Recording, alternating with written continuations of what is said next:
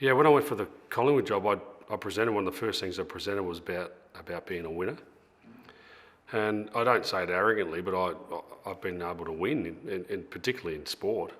Everywhere I've been able to go, I've been involved with winning teams. And I'm not going to sit here and say I'm the reason, but I learned how to win. And I think winning is people get caught up in winning's an outcome, and it is, like in the scoreboard and stuff like that, but I think it's deeper than that. And the lessons I've learned along the way is that winning is a behaviour. And those repeated behaviours over and over again, the patterns of behaviour, equate to winning. Yeah, well, when you go through a process, it's 3-month process to get the position. One of the questions was, what will you do in the first 3 months? Yeah, what's your plan? So I had a really detailed plan of what we're going to do. The first thing I wanted to get right is the soil before we plant seeds. That was actually the catch cry. Yeah, get the soil right before we start to plant seeds to grow. And what that meant was to find a deeper connection with what's going on. I knew there was a lot of good there, but I wanted to see what the soil was like, how much fertiliser we need to put in, how much change we need to. I knew it wasn't a reconstruction or a whole new starting point, but it was pretty easy from then, because then you go, well, this is who we are. Now, what do we want to be? I'm a big believer in change can give new hope, and I'm a massive believer in change. And well, you call it change, I like to call it growing, but people don't like change, but people like growing. And I think it's important that we continue to grow. In relationships you can grow together, we can grow apart, but I think growing's really important. Get better. Don't stand still, improve yourself. Yeah, why wouldn't you? Why would you want to just be the same? Improving yourself and growing was something that really was a starting point, from the soil. And then it was just about being winners. So from that just the word being a winner, everyone sort of thinks, oh yeah, you're going to win. But are people prepared to do the behaviours required to win? But everyone wants to get the outcome, quick fix, give me this, But are they prepared to do the layers and discipline and repeated behaviour to be a winner? And I think most people in life don't really like to choose that. They just want the outcome. So we got to work on the repetitive behaviours of being a winner, and we broke it down. In our environment, what a winner looked like. Time we start. The standards you set yourself. The personal best you're driving for all the time. Setting things about resetting, and then when we're on over that white line, we are on. I'm a big believer in what's real and what's a story. What are the facts and what's a story? Well, the story is that, the scoreboard's not quite going well, and this is the same as last week. No, the facts are it's not. They've scored well from stoppage, and the facts are we're still doing the behaviours we want to do when we do these great inspirational acts. We'll tidy up this structure, but remain true to what we want to be. And you watch our game flow. Success, what does it mean? I'm lucky to sit here, and you could argue that I've been successful, but I could argue that I've been a failure in so many different ways as well, in all sorts of things, from relationships to finance to sport, whatever it looks like. But part of that is winning. Have the resilience to bounce back, or patience to work through things, and being able to let things go. I think that's really important. If you want to keep improving yourself and growing, you've got to be able to let things go of the past, or use those lessons learnt to forge where you want to go. Yeah, I think when things don't go your way, that is your time to be a winner.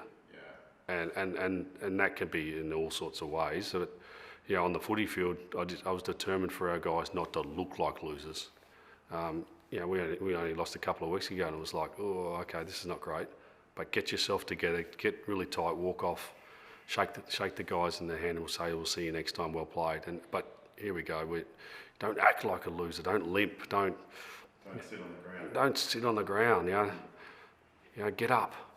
We're not beaten, or we lost, but we're not defeated. So there's many layers in life. Things don't quite go to plan. All right, lessons learned. Here we go. What can we learn from that? How do we get better from that? Let's not repeat those behaviours. Keep growing. I'm a values-based leader. So my mantra is love and support. Well, I don't have a son, but I invest in 44 players to be like my sons, and they're not always going to get it right. Like I got daughters, they do things that I don't agree with, and then but you still love and support them. But then you also have to educate, discipline, again role model behaviour that you want, and reward behaviour is probably the better way to do it. But yeah, we're humans. So, but you people you get around you, I think that's critically important in life. Like people that are going to lift you up and push you towards your goals and motivations, as opposed to the other one is dragging you in a direction that's not really supporting you. It's hard to swim against the current. But if people are behind you, encouraging you and showing you, or supporting the person you want to be, I think that's critical as well. No doubt, happier people are more motivated. Yeah. That's real. Like the happier you are, the more invested you are to do things and have energy to do things. So we want happy players, and so how do you get that? And there's a number of ways that connecting with others. I think, especially post COVID, about having people around you isn't infectious, and then stepping into relationships and connecting to that. But I'm a coach of Collingwood for a moment of time, and that's not forever. So I'm determined in that moment of time to leave the place with our players being better people, and that can vary again. But I'm a father, and I want to be a great dad for my kids, and I want to be a great husband for my wife.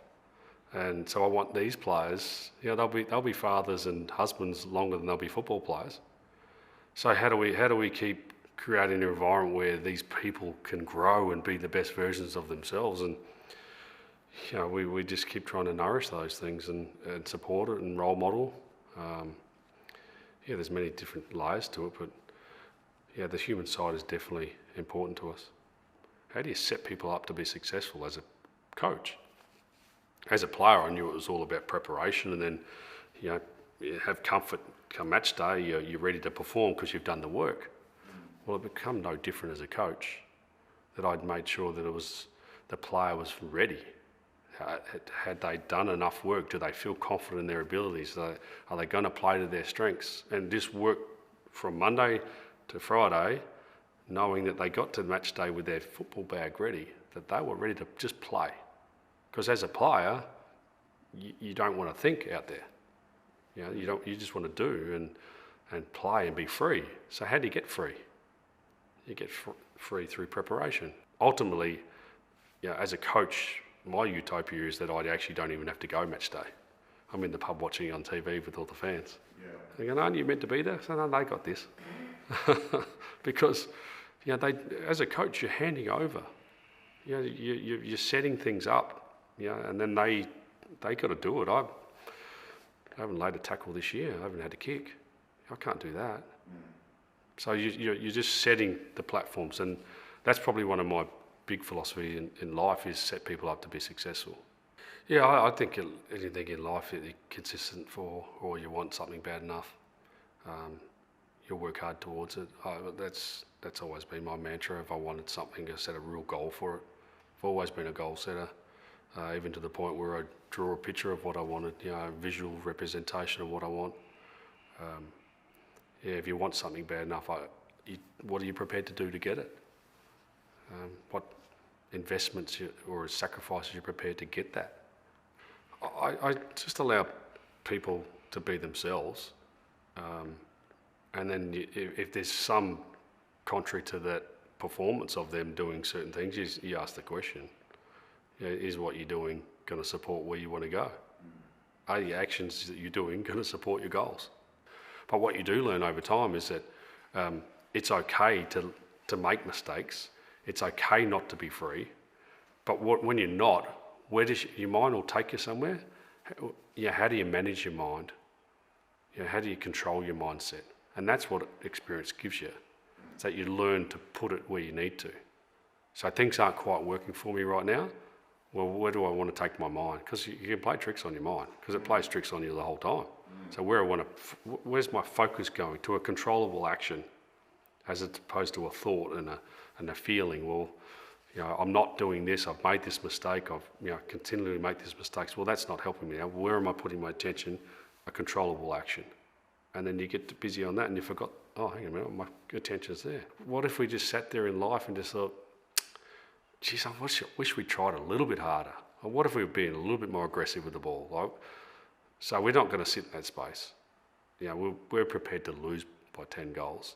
Yeah. But in those situations, we've won because we're prepared to have a crack. I'm a massive believer in there's no stop signs in life. I really don't believe that. There are only things you put on yourself. You limit yourself. So, within hardships or things don't quite go right or, disappointments in life, I see it as speed humps. They slow you down. Everyone gets slowed down. Does it need to stop you?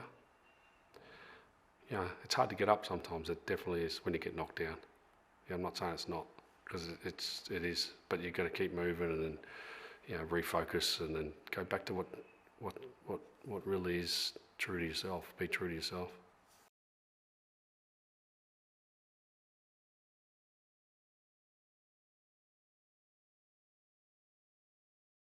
Hi guys, Anthony Peluso here, CEO and founder of Wealth for Life. Thank you for joining me on this event. You would have just seen Collingwood coach Craig McRae just talk about his philosophy for success and what he does to get the best out of his people. There's a certain mindset and a certain attitude that one needs when it comes to investing in real estate, okay?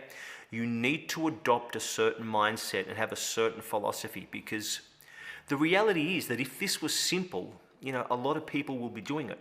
So how you approach investing, how you approach actually anything in life will be determined by the mindset and the attitude that you take in. All right. So Craig covered a lot with regards to his players. He covered a lot with how he coaches them. I mean, think about this. This is a club, a football club, an AFL football club here in Victoria, probably one of the biggest football clubs in Australia actually, that within the space of 12 to 18 months went from the bottom of the ladder to the top of the ladder. In fact, they missed out on playing off in the AFL Grand Final by 1 point.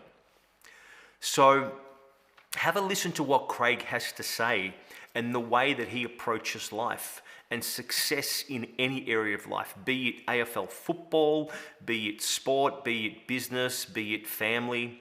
You need to have a certain mindset and adopt a certain success viewpoint when it comes to investing in real estate, okay? Because that will actually help you get through those times where most people will quit. And that's the thing, right? And this is why you need a coach, and this is what we do here at Wealth for Life. We help you navigate and get through those times where most people would actually quit. So when the economy is tough, when unemployment figures are high, when interest rates are high, when there's a lot of negativity in the media, for what a lot of people actually do, they actually quit. Now here's the thing. For the smart, sophisticated, intelligent investors, the seasoned investors, it's times like that that provide the greatest opportunity for investors. But what usually happens, most people sit on the sidelines, they quit, they take a step back because they buy in to all the negativity out there. When in reality, it provides some of the greatest opportunities available to investors. But it comes down to how you look at it. Are you a glass half full person or are you a glass half empty? And a lot of that will determine how well you do when it comes to investing in real estate. All right, so we're going to get started here. So again, thank you very, very much for joining me on this event. Before we get into it, it's important to understand that this presentation is for information purposes only, okay? Please do not go out there and start making financial decisions or come to any conclusions financially without speaking to us or a licensed financial advisor, okay? What I'm going to share with you tonight is going to be based on my own experience and the experience and my own results and the experience and results of our clients, okay? But here's one thing I'll tell you. If I don't talk about something tonight, it's because I haven't done it. So I'm not going to give you advice on anything or in any area that I haven't gotten results in or have experience in myself. Okay, is that fair? Because you should really only talk to people who are doing and have achieved what you want to achieve. So listen, the next 2 hours are very, very important, okay? Now, the advice and the information that you're going to get tonight will change your life. How do I know that? Because it was 25 years ago again, 25 years today actually, that I actually started this journey of real estate investing, okay? And I'll tell you about a story which I haven't shared with a lot of people. I was working in corporate communications. I was working for Telstra, okay? A small little company, you may have heard of them, right? And a friend of mine, we'd catch up every weekend, like at a cafe, and just communicate and talk and you know, share the week that we'd had. We both were working at Telstra. Now keep in mind, at this point, I know nothing about real estate, nothing about property, investing or anything, right? I had my own home and that's about it. So I catch up with a friend of mine and, you know, we talk about, hey, how was your week? Yeah, you know, we just go back and forth. And he said to me, hey, I bought an investment property. I'm like, okay. Pretending I knew what he was talking about. I had no idea what he was talking about. And I thought, that's cool. I had really no idea what that meant, to be honest with you, right? Now, another week would go by and I caught up with him again. Same cafe in the eastern suburbs. And I'd say, hey, Ross, how was your week? Yeah, good. I bought another property, investment property. I'm like, oh, really? That's the same one you bought the week before though, right? He goes, no. I bought another one. So you bought 2 properties in 2 weeks? Yeah. I'm like, okay. And in my head, I'm thinking to myself, how does someone do that? How do you do that? Is that even legal? But I didn't ask too many questions because I didn't understand this. All right? The following week, we catch up again. On my children, truth be told. Ross, how was your week? Yeah, it was good. I bought another property. I'm like, okay, that's it. Stop. You need to tell me about this. What are you doing? Is this even legal? What are you doing? How does somebody buy 3 properties in 3 weeks? Now, I'm a complete novice here. I don't understand any of this. Okay, I hadn't had any experience in real estate investing, nothing, a complete zero. But I knew one thing. There was something that he knew that I didn't know. Okay?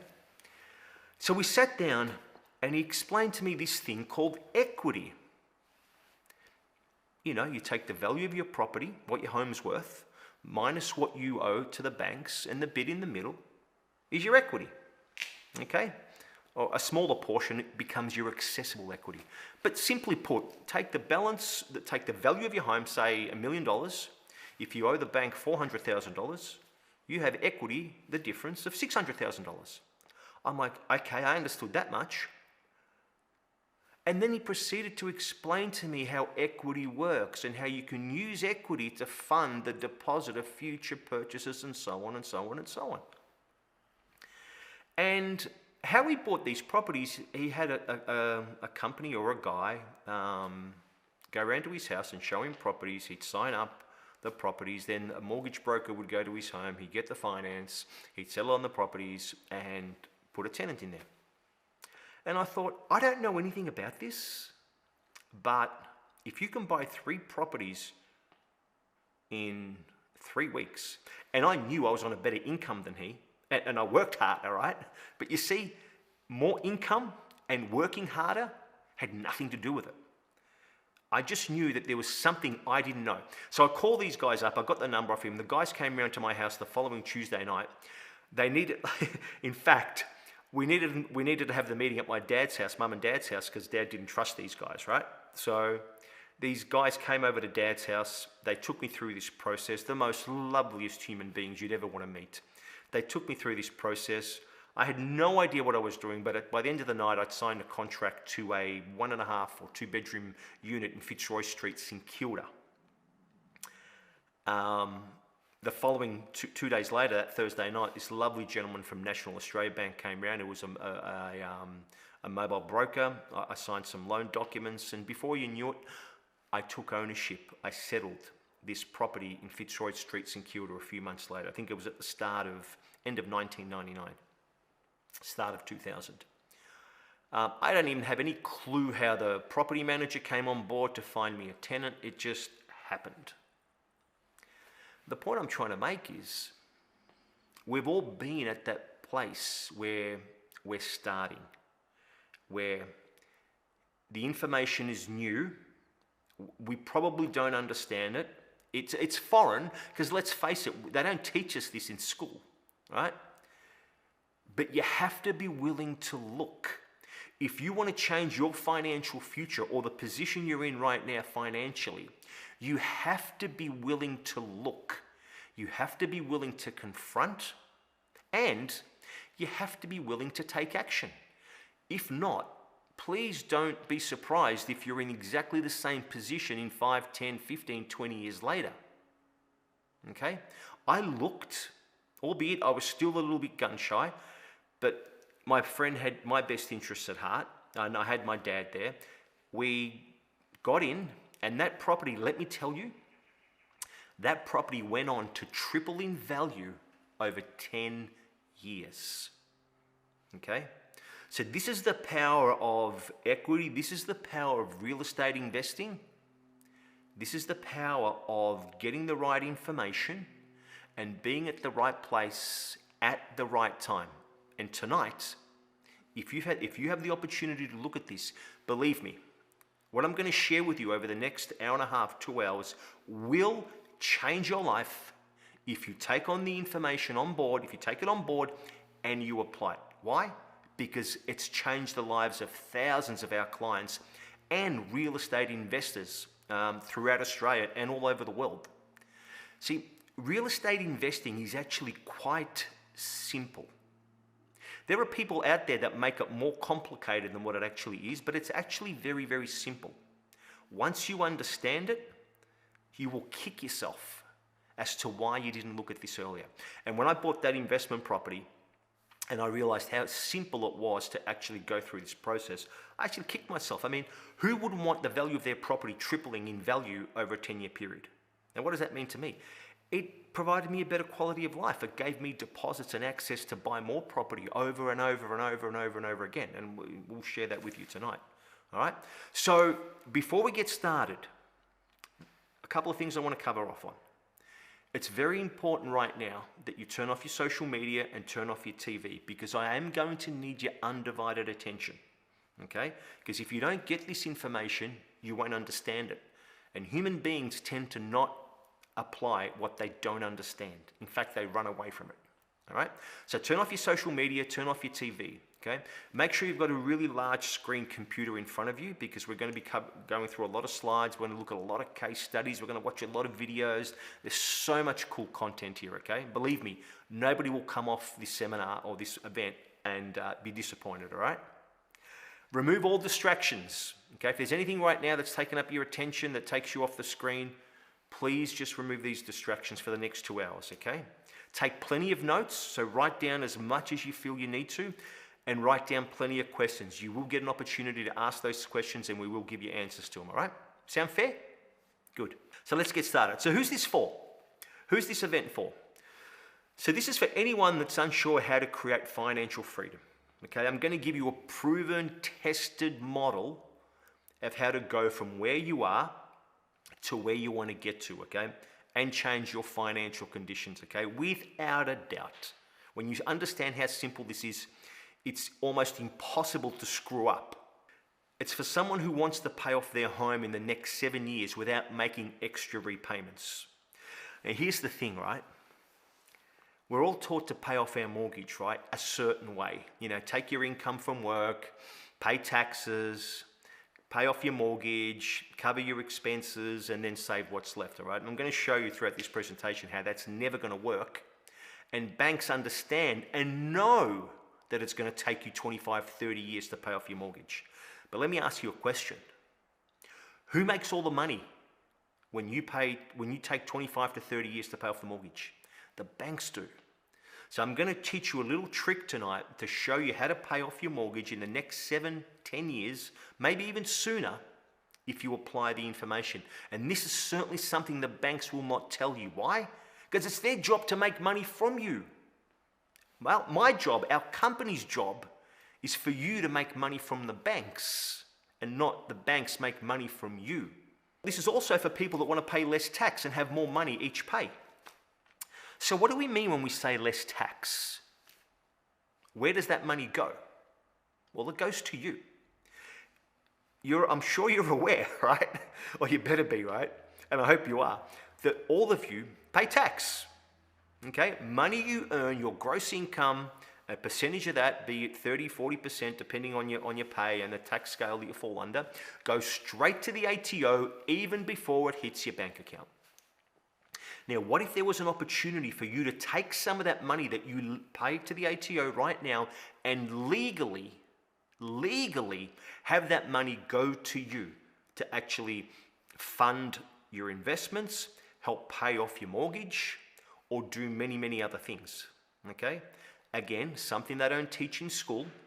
So unless you sit down with a very switched on accountant, you're probably never going to understand this information or see this information.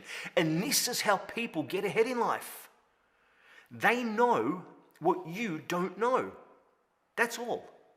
Right? They're not wizards, or they're not magicians or more intellectually sound than you are.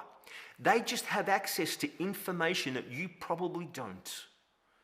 Okay, but once you get access to this information, you'll see tonight how this will change your life. Okay, so who else is this for? This is for people that want to create a passive income.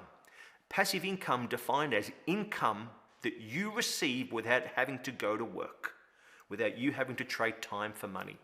Income that continually comes in.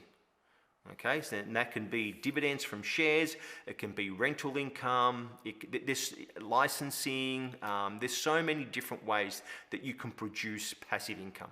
And it's also for people, and we get this question all the time, where to invest right now. So if you're one of these people that wants to know one of those questions, this event is for you. So stay tuned, because you're going to love what you're going to see. All right, so why should you listen to us? Me, myself, I have been investing in real estate for over 20 years. I do this for a living, okay? I do this, for some people would say 7 days a week. It's not work. It's not a job. It's a passion. It's a hobby that pays very, very, very well. I'm completely immersed in this game of real estate investing, okay? There's not a lot that I don't know, and you would expect that if you've been doing this for 20 years, okay? I've seen everything. You know, I started my business from a coffee shop with one employee and a laptop computer. We had no capital, we had no business loans, no safety net. The way I actually started this, I'll tell you this story, because this is something that I'm sure a lot of you can relate to. As I said before, I was working at corporate Telstra, right? I was on a really, really good income. But it was just day in, day out. It was like I was on this treadmill, right? And a funny thing happened. I booked this holiday, all right, to go to Noosa, which is a beautiful part of, where's Noosa? Queensland, north of Sydney, Queensland, right? A beautiful part of Australia. Spend as much time there as you can.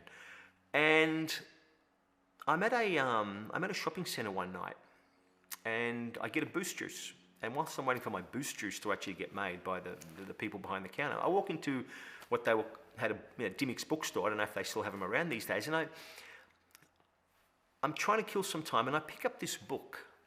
And I'd heard a lot about this book, but didn't understand it much and didn't really know what it meant. But you just, you pay attention. People start to talk about this. Some people at my work were talking about this book, and I thought, wow, I'm going to buy this book. I'll have something to do, something to read on the plane whilst I'm on holiday, some downtime. Anyway, I grabbed this book. I go on holiday. I was the worst person to be on holiday with. I did nothing but read this book, page to page, back to front, for 3 weeks straight. I was that inspired. My whole world literally changed. In fact, I rang up my boss from Noosa and I said, hey, Peter, I'm resigning. Okay? True story. True story. They thought I was crazy, and they said, yeah, this guy's just probably had too much vacation time. We'll talk to him when he gets back. True story is I actually resigned 11 months later. So how did this come about? With this book, I was sitting down on the beach with my daughter, my oldest daughter, Ava. And I'll never forget this. It was just one of those moments where I looked at my life. She was, I think, 2 years old at the time, on a blanket to my left, and I'm just looking at the water. It was just her and I on the beach, and I looked at the waves, and I looked at the sea, and I asked myself, as a 32-year-old, what am I doing with my life? Where am I going? Hey, it's not that I hated my job. In fact, I loved my job. But where am I going with my life? It's like work, and you don't get time to come up for air, so you don't get time to look. I mean, there's got to be a better life, right? And as I'm looking at the waves and I'm looking at my daughter, I had one of those moments where I said to myself, one day, my daughter, she's going to ask me, she's going to say, Dad, what did you do with your life? Like, what was the sum of all of your life? What did you do with your life? And I asked that question in my head, and I answered it as well, and I said to myself, wow, I never want to look at my daughter and say, I worked for a communications company. Not that there was anything wrong with working for a great company such as Telstra, but is that all there was to life? I worked for a phone company? That's it? 45, 50 years of working for a phone company? That's the result of all of my life? And so when I realized, I thought to myself, you know what? I've been put on this earth to be more, to do more, and to have more. Okay? And that moment, when I looked at my daughter and I said to myself, what role model, what kind of person do I want to be for my daughter? The decision in my head, my whole life just like flipped 360. Along with that book that I had, plus that question that I asked, because it was the first time I had an opportunity to take a breath, right, and look at my life. And if you work, if you work in corporate, you'll understand that, right? And my whole life changed in that one moment. So I resign 11 months later. I go out and I start renovating real estate. I've been to this incredible seminar in Sydney at the Western Hotel. It was a 4-day event. And again, I didn't really know a lot. And I'm looking at these guys in the seminar, and these guys are making more money in a month than I'm making in a year. And I thought, there's something here I don't know, and there's something I don't understand. So I got all excited. But anyway, I started to get, when I quit Telstra, resigned, great company, by the way, okay? I don't want to knock that company. They have taught me so much. Great people, great brand. They've gone a long way to making me who I am today. But I started renovating real estate. So I was buying property, renovating it, selling it, or renovating and holding it. And my first deal, listen to this. My first deal, I lost $69,000 on my first real estate transaction. Now you're probably sitting there going, why are we going to take advice from this guy? Well, you may want to actually know that I didn't quit. Yeah, I lost $69,000. Now, more importantly, I understood why I lost $69,000. It was my job to discover how did this happen, fix it, put some things in place to make sure it never happened again. And I can tell you that I went on to make hundreds and hundreds of thousands of dollars from renovating real estate after that.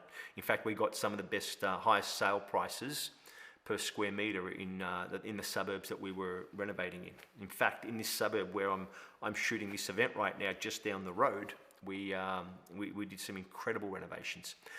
The point is, I took information, right? I understood it, I applied it. Then we went out and we started buying land and building houses on there.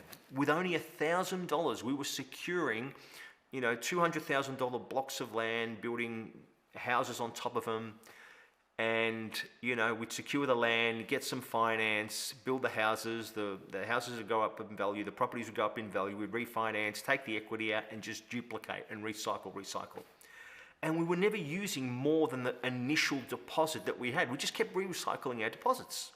We thought, this is amazing. So we thought, this is such a great model. Let's get all of our friends and all of our family involved. So we contacted all of our family, all of our friends. They all got involved. And we thought, great, but now we've run out of friends and we've run out of family. And then we got to a point too where the banks wouldn't lend us any more money because of our debt level. But we knew we were onto something. So we thought, let's teach people how to do what we're doing ourselves. So we started a little business, and I'll never forget our first client, which has now eventuated and become what is Wealth for Life. Okay? And so what we're going to share with you tonight, the process, the model, the strategy, the approach that we're going to cover tonight is exactly what I did, what thousands of our clients have done, my family, the people that invest in real estate. So, because there's one thing I learned, right? And that's what doesn't work. Okay? Everything in life, if you look at anything where you apply yourself in life, be it relationships, be it health, be it sport, it's like if you're serving a tennis ball. If you're a tennis player and you go serve, there's a way to serve and there's a way that you don't serve. So work out what doesn't work and then eliminate that. We built a really good, proven, tested model that actually works, okay? And it does take the guesswork out of real estate investing, because I know a lot of you out there are scared, and it's probably the main reason why a lot of you haven't done this before, because you actually don't know where to start or how this works, okay? So we're going to take all the guesswork out of real estate investing, right? And I'm going to show you the way I've done it and the way that thousands of our clients have done it. And when you see their results, I think you'll be more than satisfied, all right? So we went on, I've gone on to build a multi-million-dollar real estate portfolio over the last 20 years. So I've got property up the eastern seaboard of Australia, educated thousands of Australians on how to invest in real estate using this model. I've purchased, developed, renovated, built, project managed and marketed over 15,000 properties across Melbourne, Sydney and Brisbane for myself and my clients, worth over $4.3 billion, okay? Now, I've also gone and spent over $1 million on self-education all over the world over the last 20 years. Because part of becoming a successful real estate investor is learning, is getting the best out of yourself, okay? Realizing your full potential and maximizing your abilities. Because like anything in life, as Craig spoke about, it's about your mindset, okay? It's about your mindset. Because I tell you, my first transaction I covered, why I lost $69,000, had nothing more to do than just my mindset. It was all about the way I approached it. This little thing called ego, okay? A bad thing to have when it comes to real estate investing, okay? Real estate investing it should be boring, okay? Because it's based on processes, it's based on systems, it's based on logic, not emotion. The minute you bring emotion to real estate investing, you're going to lose money, okay? Make it about the numbers, make it about logic. We'll cover that off anyway, all right? So I'm considered the expert in real estate investing, and sometimes I actually charge over $10,000 for complete one-on-one consultations, and when I do one-on-one coaching. And just one of our clients recently made $300,000 in 14 months. And people will tell you that the real estate market's crashing or that the market's no good. Okay, just look at where you get your information from, okay? I'm also a best online selling author. I wrote a chapter to a book called The Journey of Riches, which you can find online. But most importantly, the thing that I love and why I do this and why I'm so passionate about what I do, I love to help people.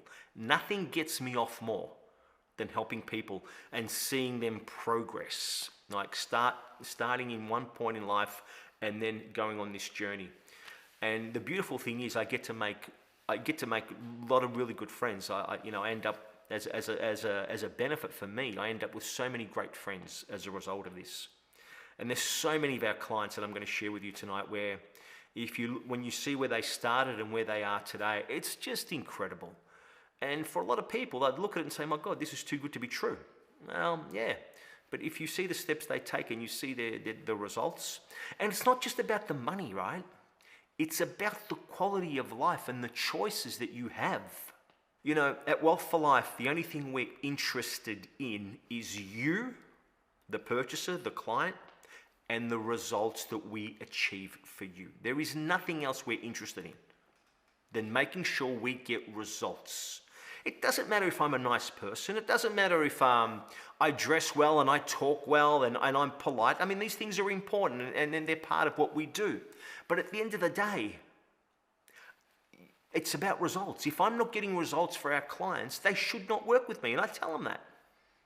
Okay? And you don't deserve to work with me.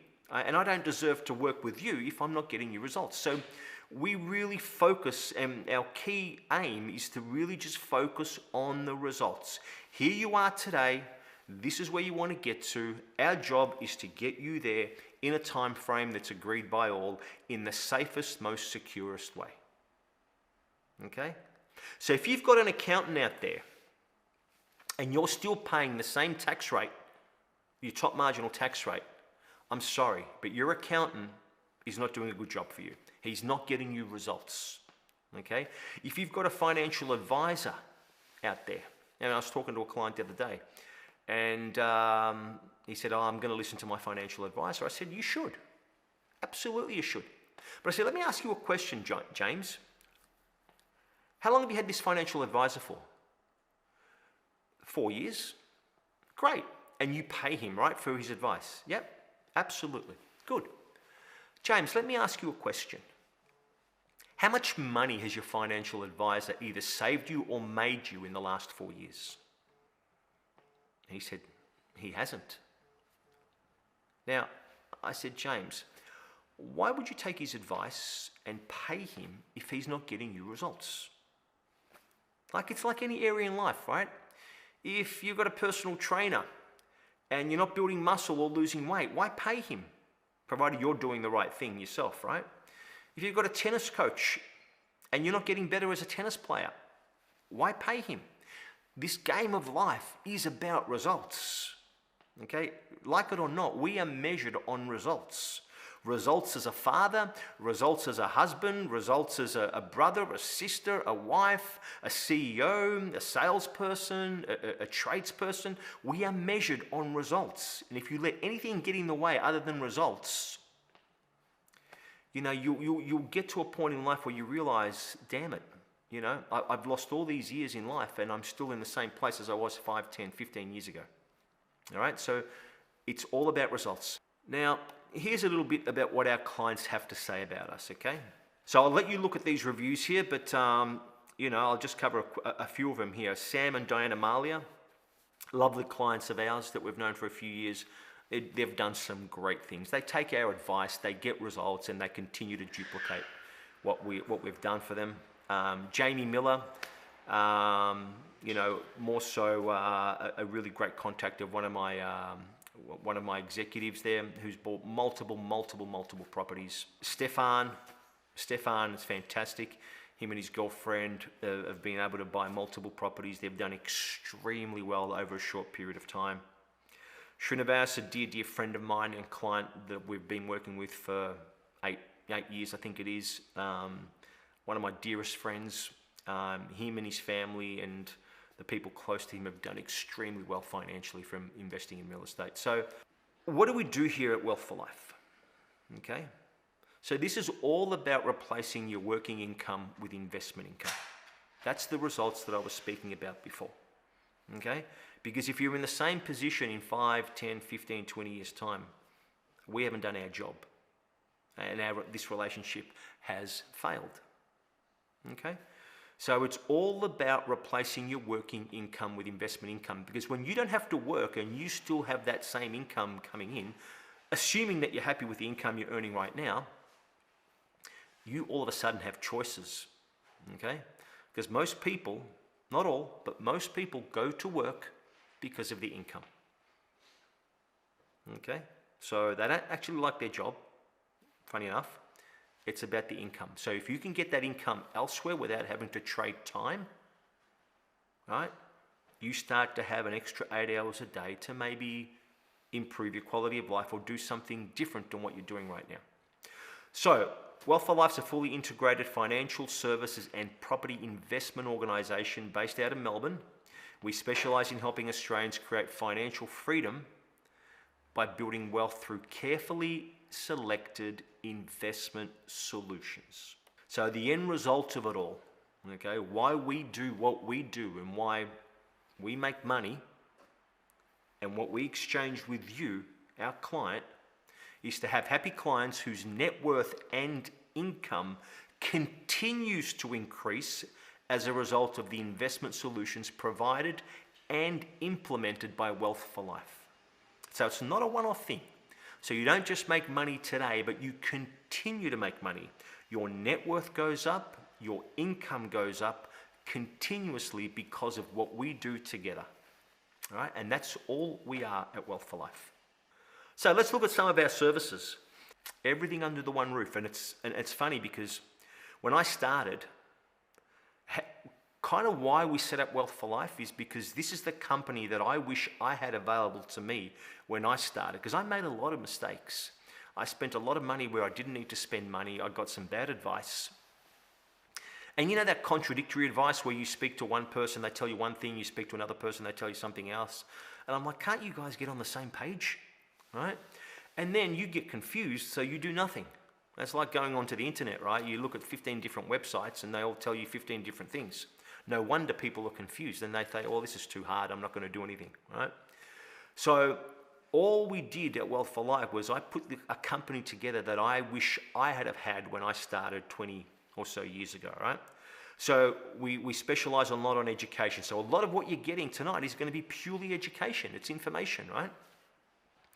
Financial planning. What's the definition of a financial plan? Because again, you'll pay somebody a lot of money to make something very, very complex.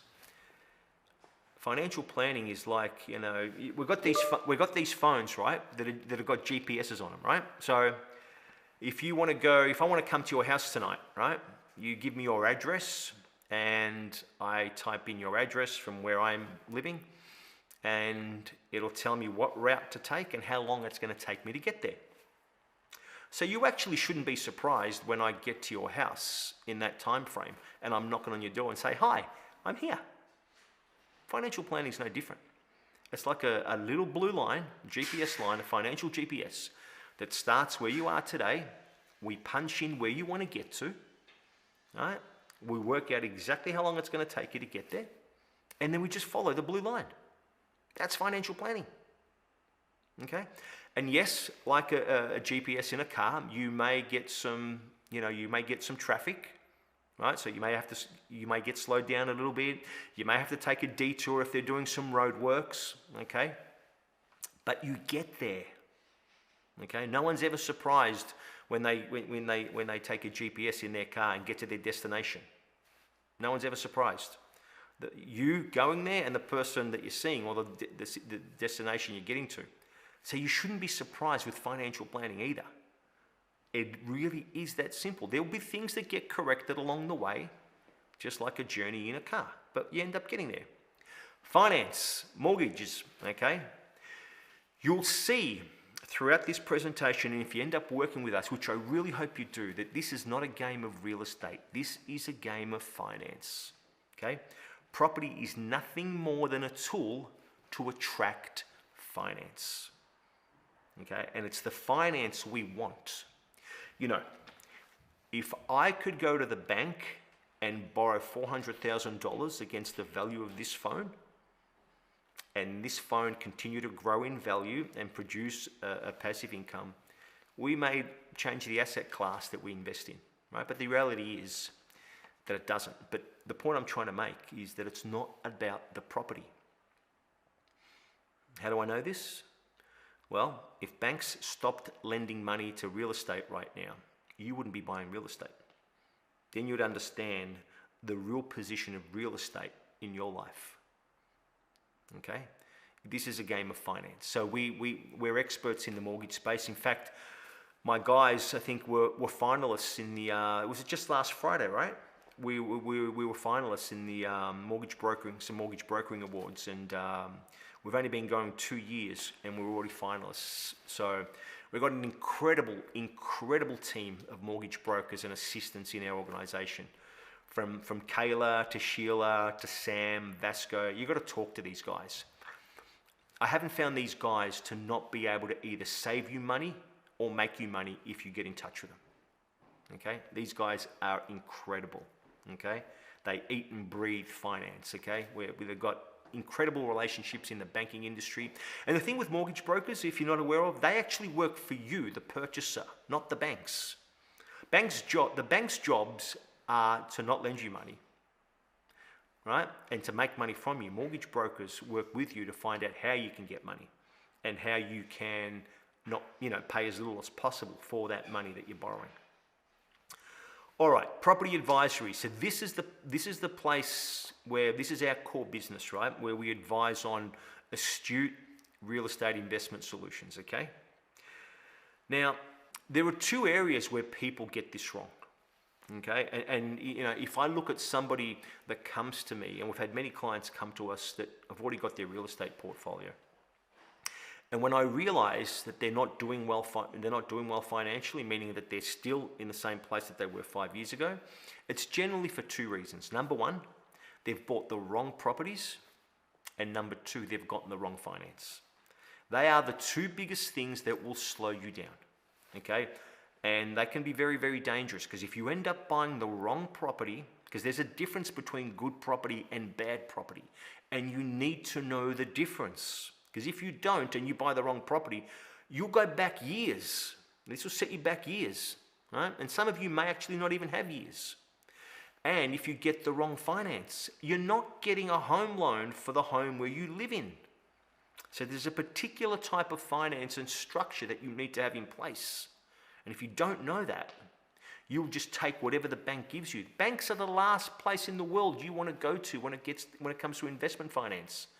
Because you know what? Banks weren't set up for investment finance. They were set up to give you a mortgage on your home. Okay, I could do a whole event just on that, right?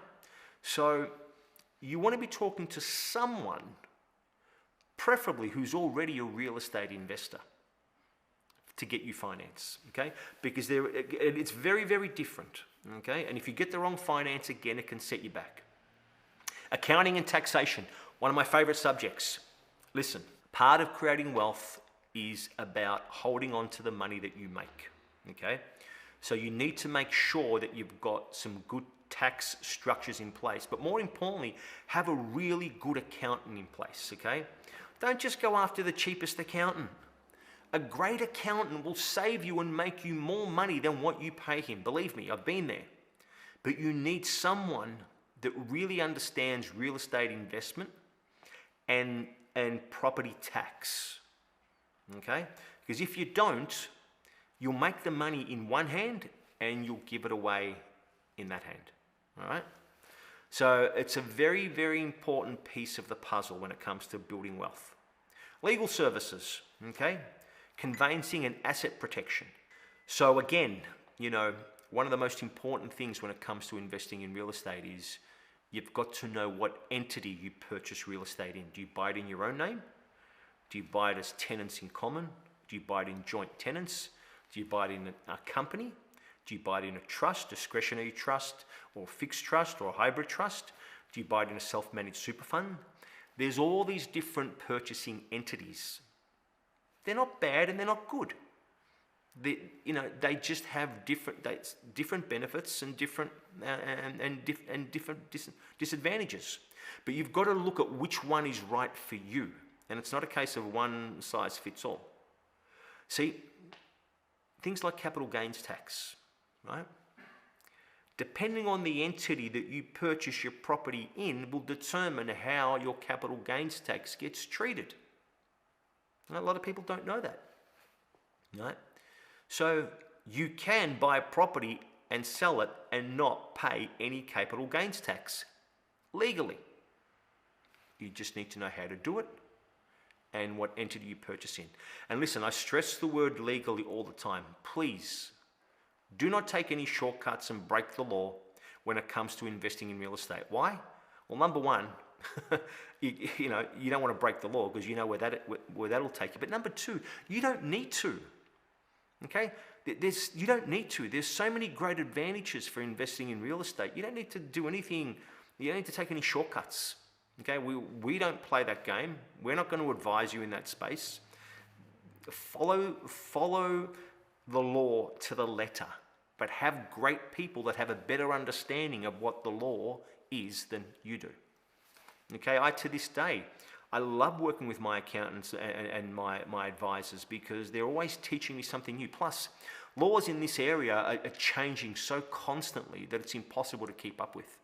Whether it's in banking, whether it's lending criteria, whether it's taxation, whether it's what they're doing to trusts, especially self-managed super funds and superannuation, it's constantly changing.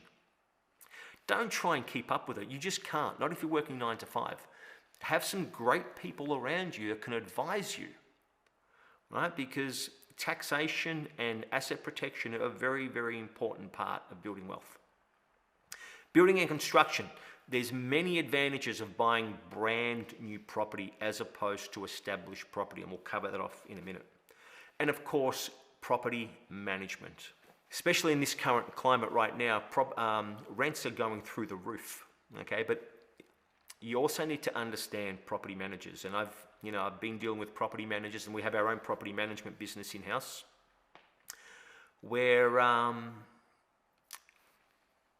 based on my experience and what I've observed and been through myself and what our clients have been through, there is no such thing as bad tenants. Okay, because you've all heard about these tenants from hell, right?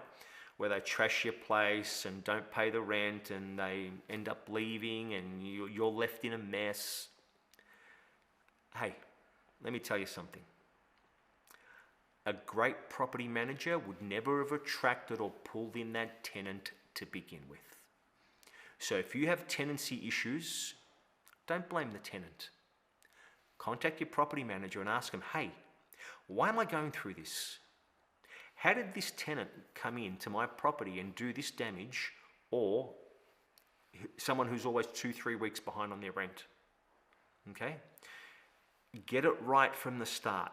Work with great property managers. Number one rule we have, we only work with property managers that are investors themselves.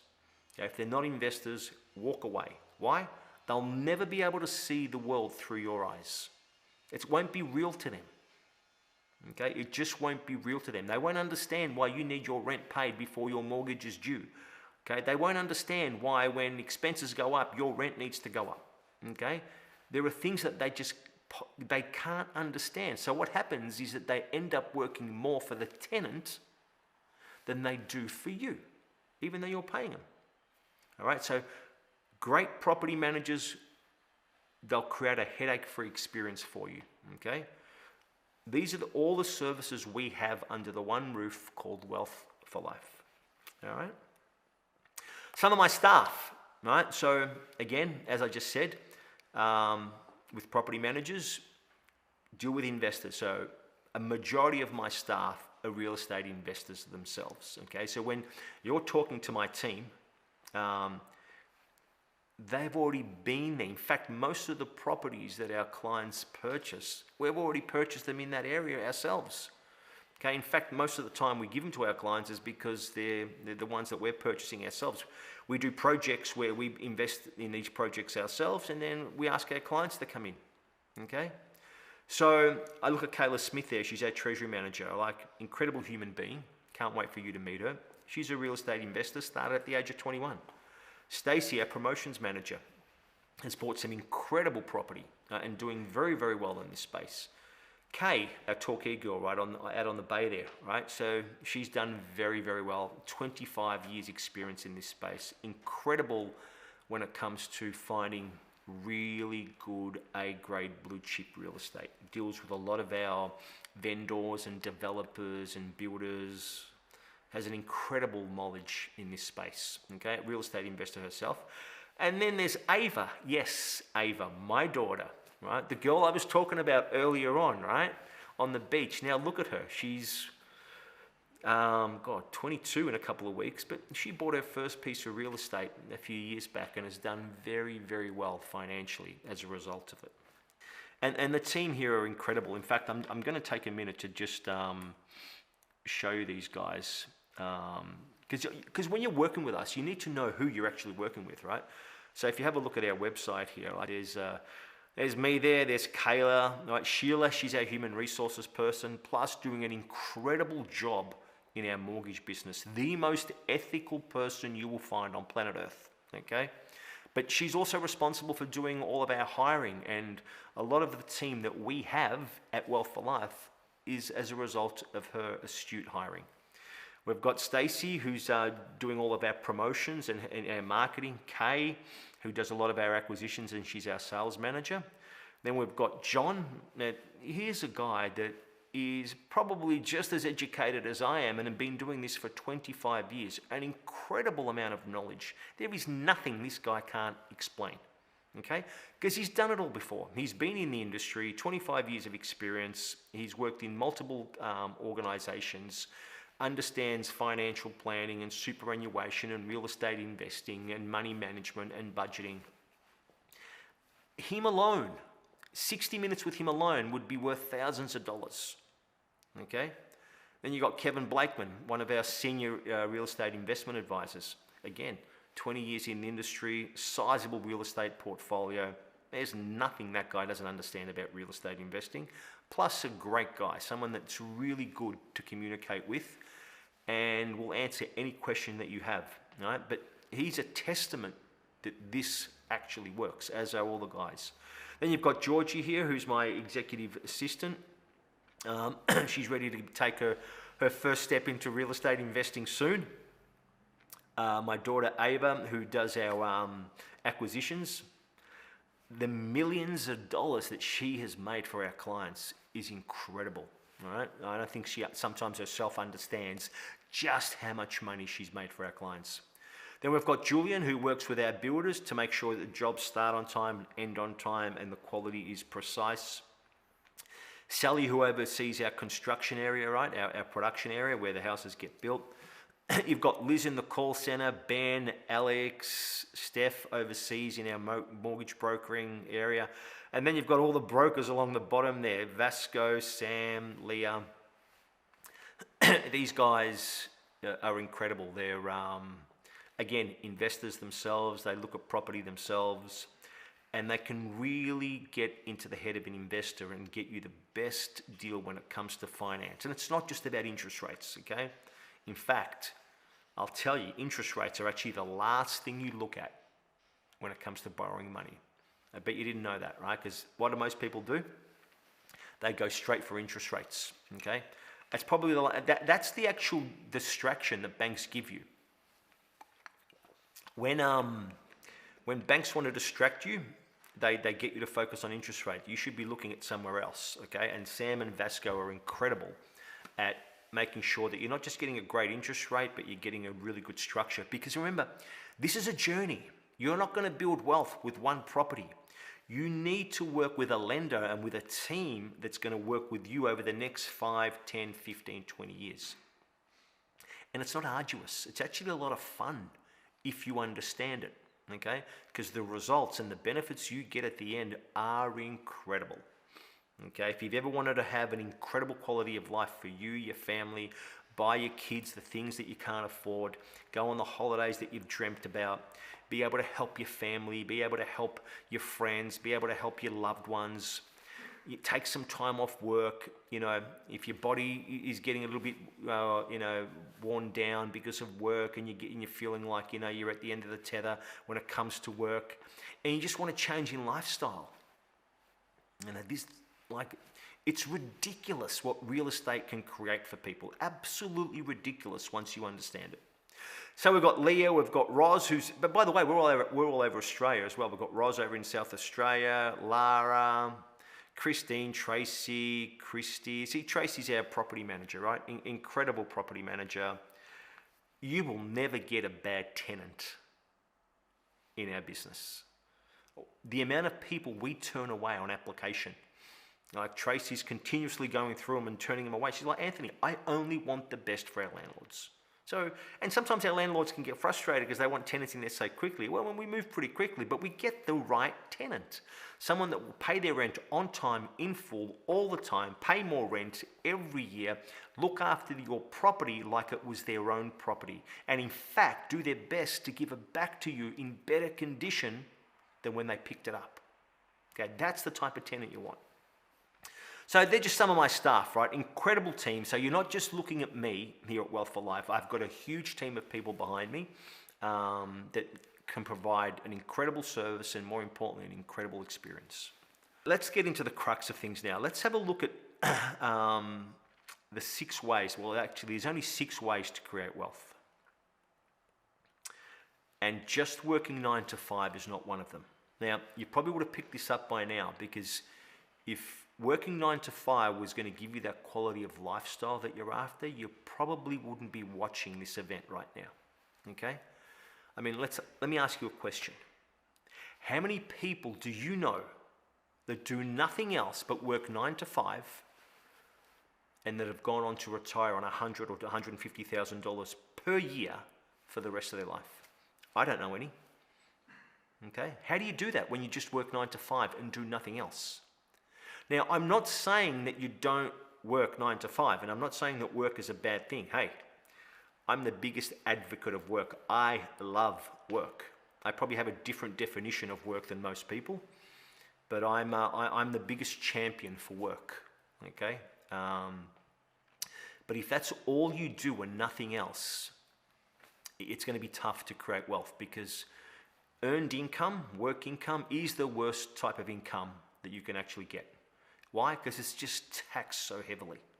As an employee, right, as a PAYG, it's a tough gig, right? The more you earn, the more the government takes. So, but there is a better way, all right? So I just want you to know that you've got no hope. That's correct. No hope of building wealth if all you do is just work 9 to 5. Forget it. Just come to grips with the fact you're never going to have wealth if you're not prepared to look outside of 9 to 5, all right? So what are the 6 ways of creating wealth? Number 1, win the lotto, okay?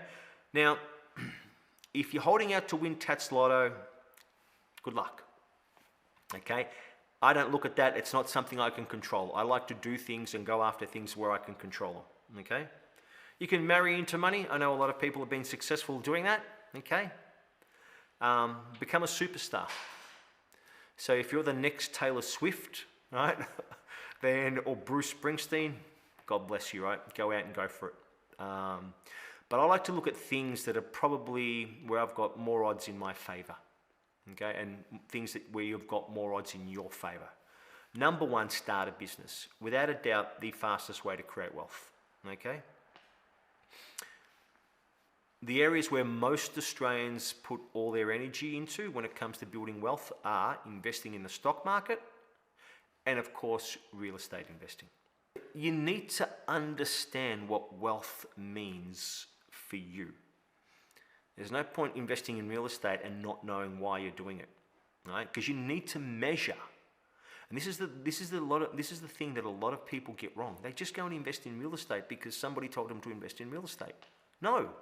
Don't invest in real estate. In fact, if you come to me and you tell me you want to invest in real estate, the first question I will ask you is, why? Because if you understand why you're doing this, then you can measure it, right? You need to be able to measure if what you're doing is successful or not. If not, why do it?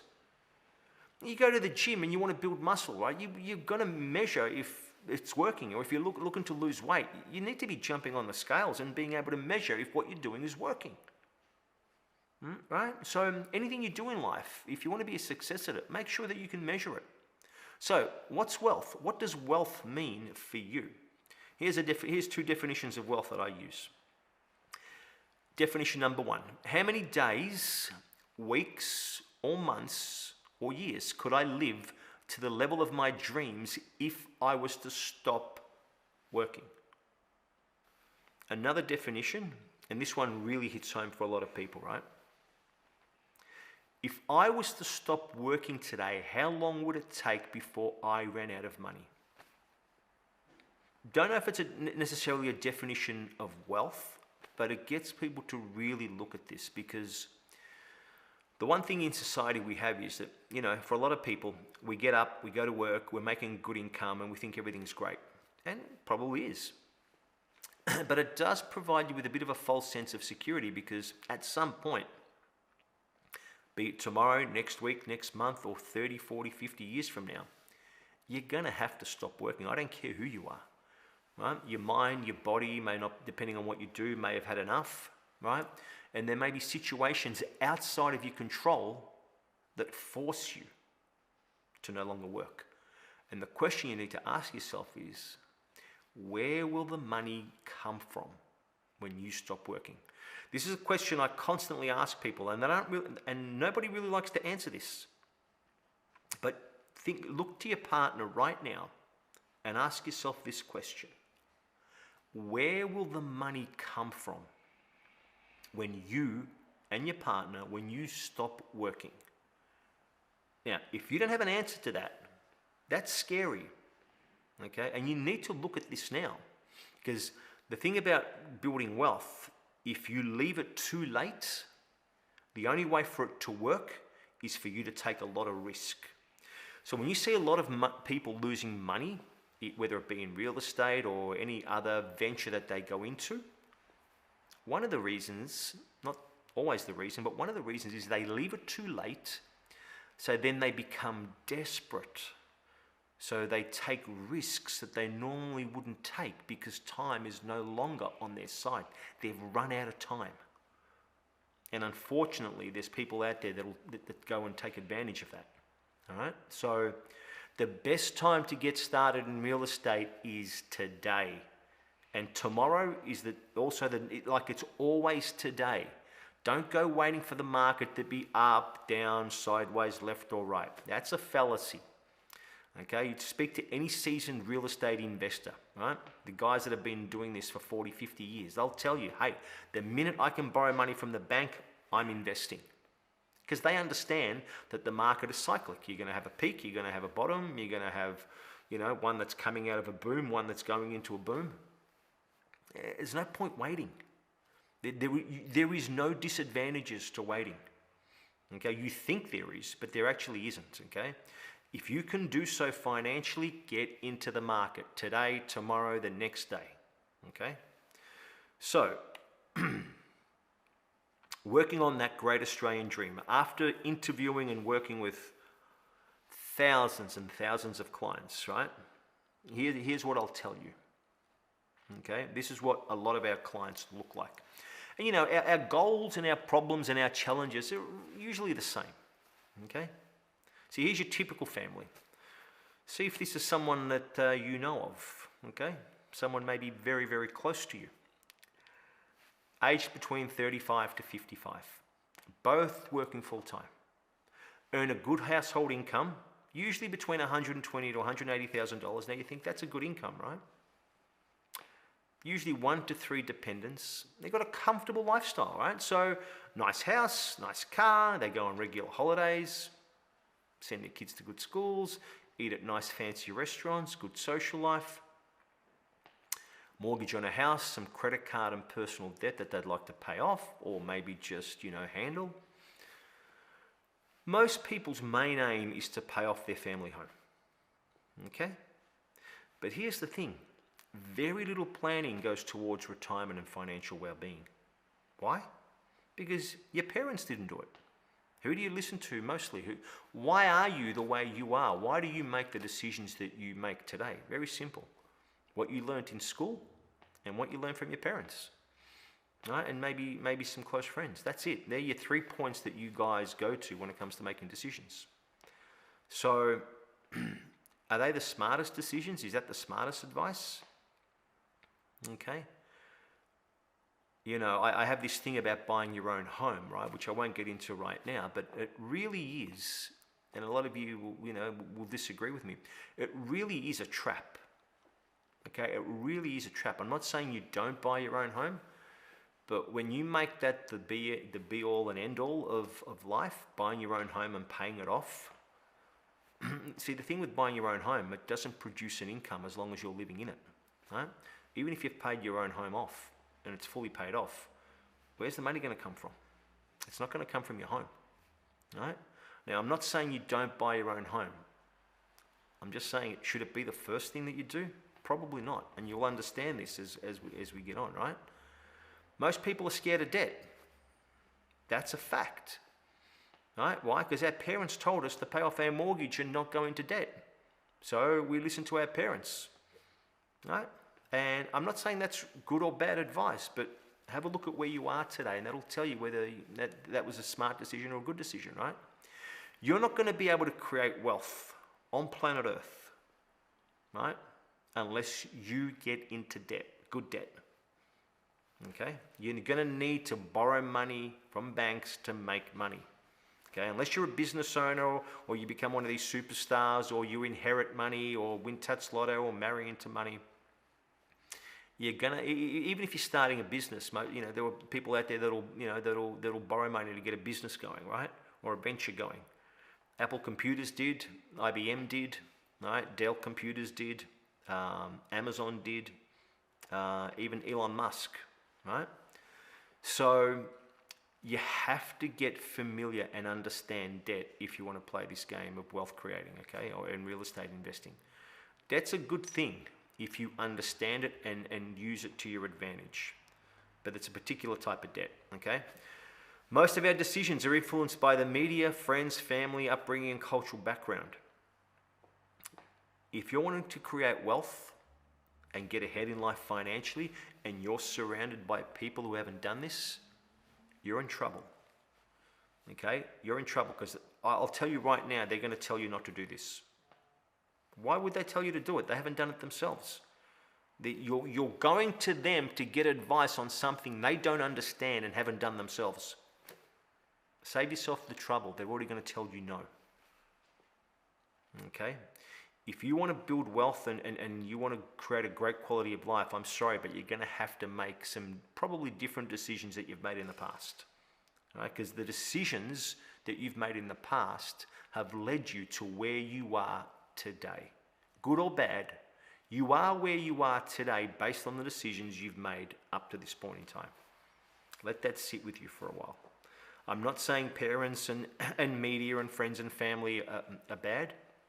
Not at all, right? But if you want to, that's just something you have to look at. But for most people, their decisions are based on friends, family, media. I a long time ago started doing exactly the opposite of what the media tells me. My life has been incredible since. In fact, since 2016, I shut off all the news in my life. Okay. I get it given to me as based on what I want to see, but it's just too negative and it's just garbage. Most of it's not even true anyway, right? So how do I know that? Because I've done the opposite and it's worked. All right. Limited education and knowledge on building wealth. Again, this wasn't taught in school. Okay, most of us, we go to school, we go to university, we get a job, and we just go. And we just keep going and we don't really look. Okay, so if somebody like me or my company doesn't knock on your door and say, hey guys, there's a better way, you'll live the rest of your life knowing nothing more than 9 to 5 and get to 65 or 70, depending on when you retire, and you'll say to yourself, I thought the pension was more. I thought I would have more in my super. Now I'm screwed. Now I can't afford to stop working. Now I have to continue to work. Right? I mean, what's the average lifespan on planet Earth, right? 85 years of age? And you want to be working late into your 70s? Guys, all I'm saying is there's a better way. There is a better way. But it's not taught in school. And unless you go looking for it, it's not going to show up under your nose either. All right. Some of the other challenges our clients go through: can't save. Where did the money go? You ever get a pay and you get to the end of the week and you're like, holy hell, where did my money go? All right. Tax, expenses, kids, family, mortgages, what's left over? Right? And before you know it, you're waiting and hanging out for that next pay again. Right? And the big danger is only one income flow. Right? It's like sitting on a chair with one leg. At some point, that leg's going to buckle, and if it does buckle, you're on your ass. You want multiple flows of income.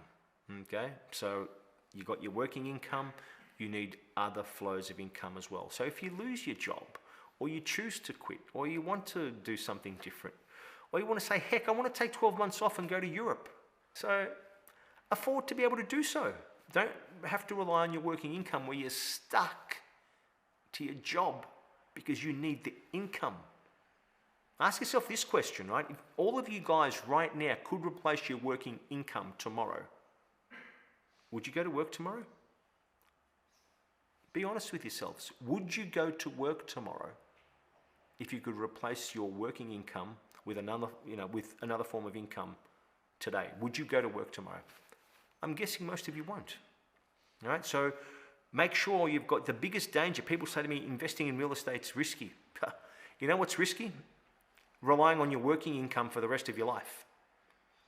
Okay?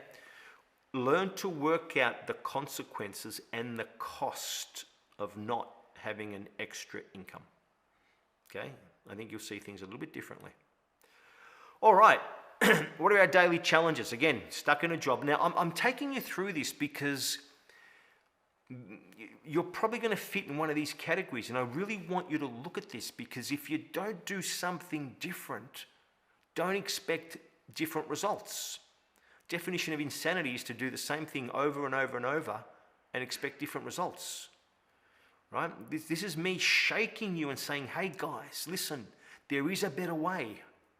Not saying the way that you're doing it right now is wrong, but there is another way for you to look at. You're probably stuck in a job that you may not like, if you're honest with each other, right? You're worried about retirement and old age. You're unable to look after your family financially. And that's like, as a parent, I vowed to never put my kids in that position. That's heartbreaking. You give birth to your kids, you raise them, yet you can't afford to look after them, and you can't give them the quality of life that I know at some point deep in your heart you plan to do so.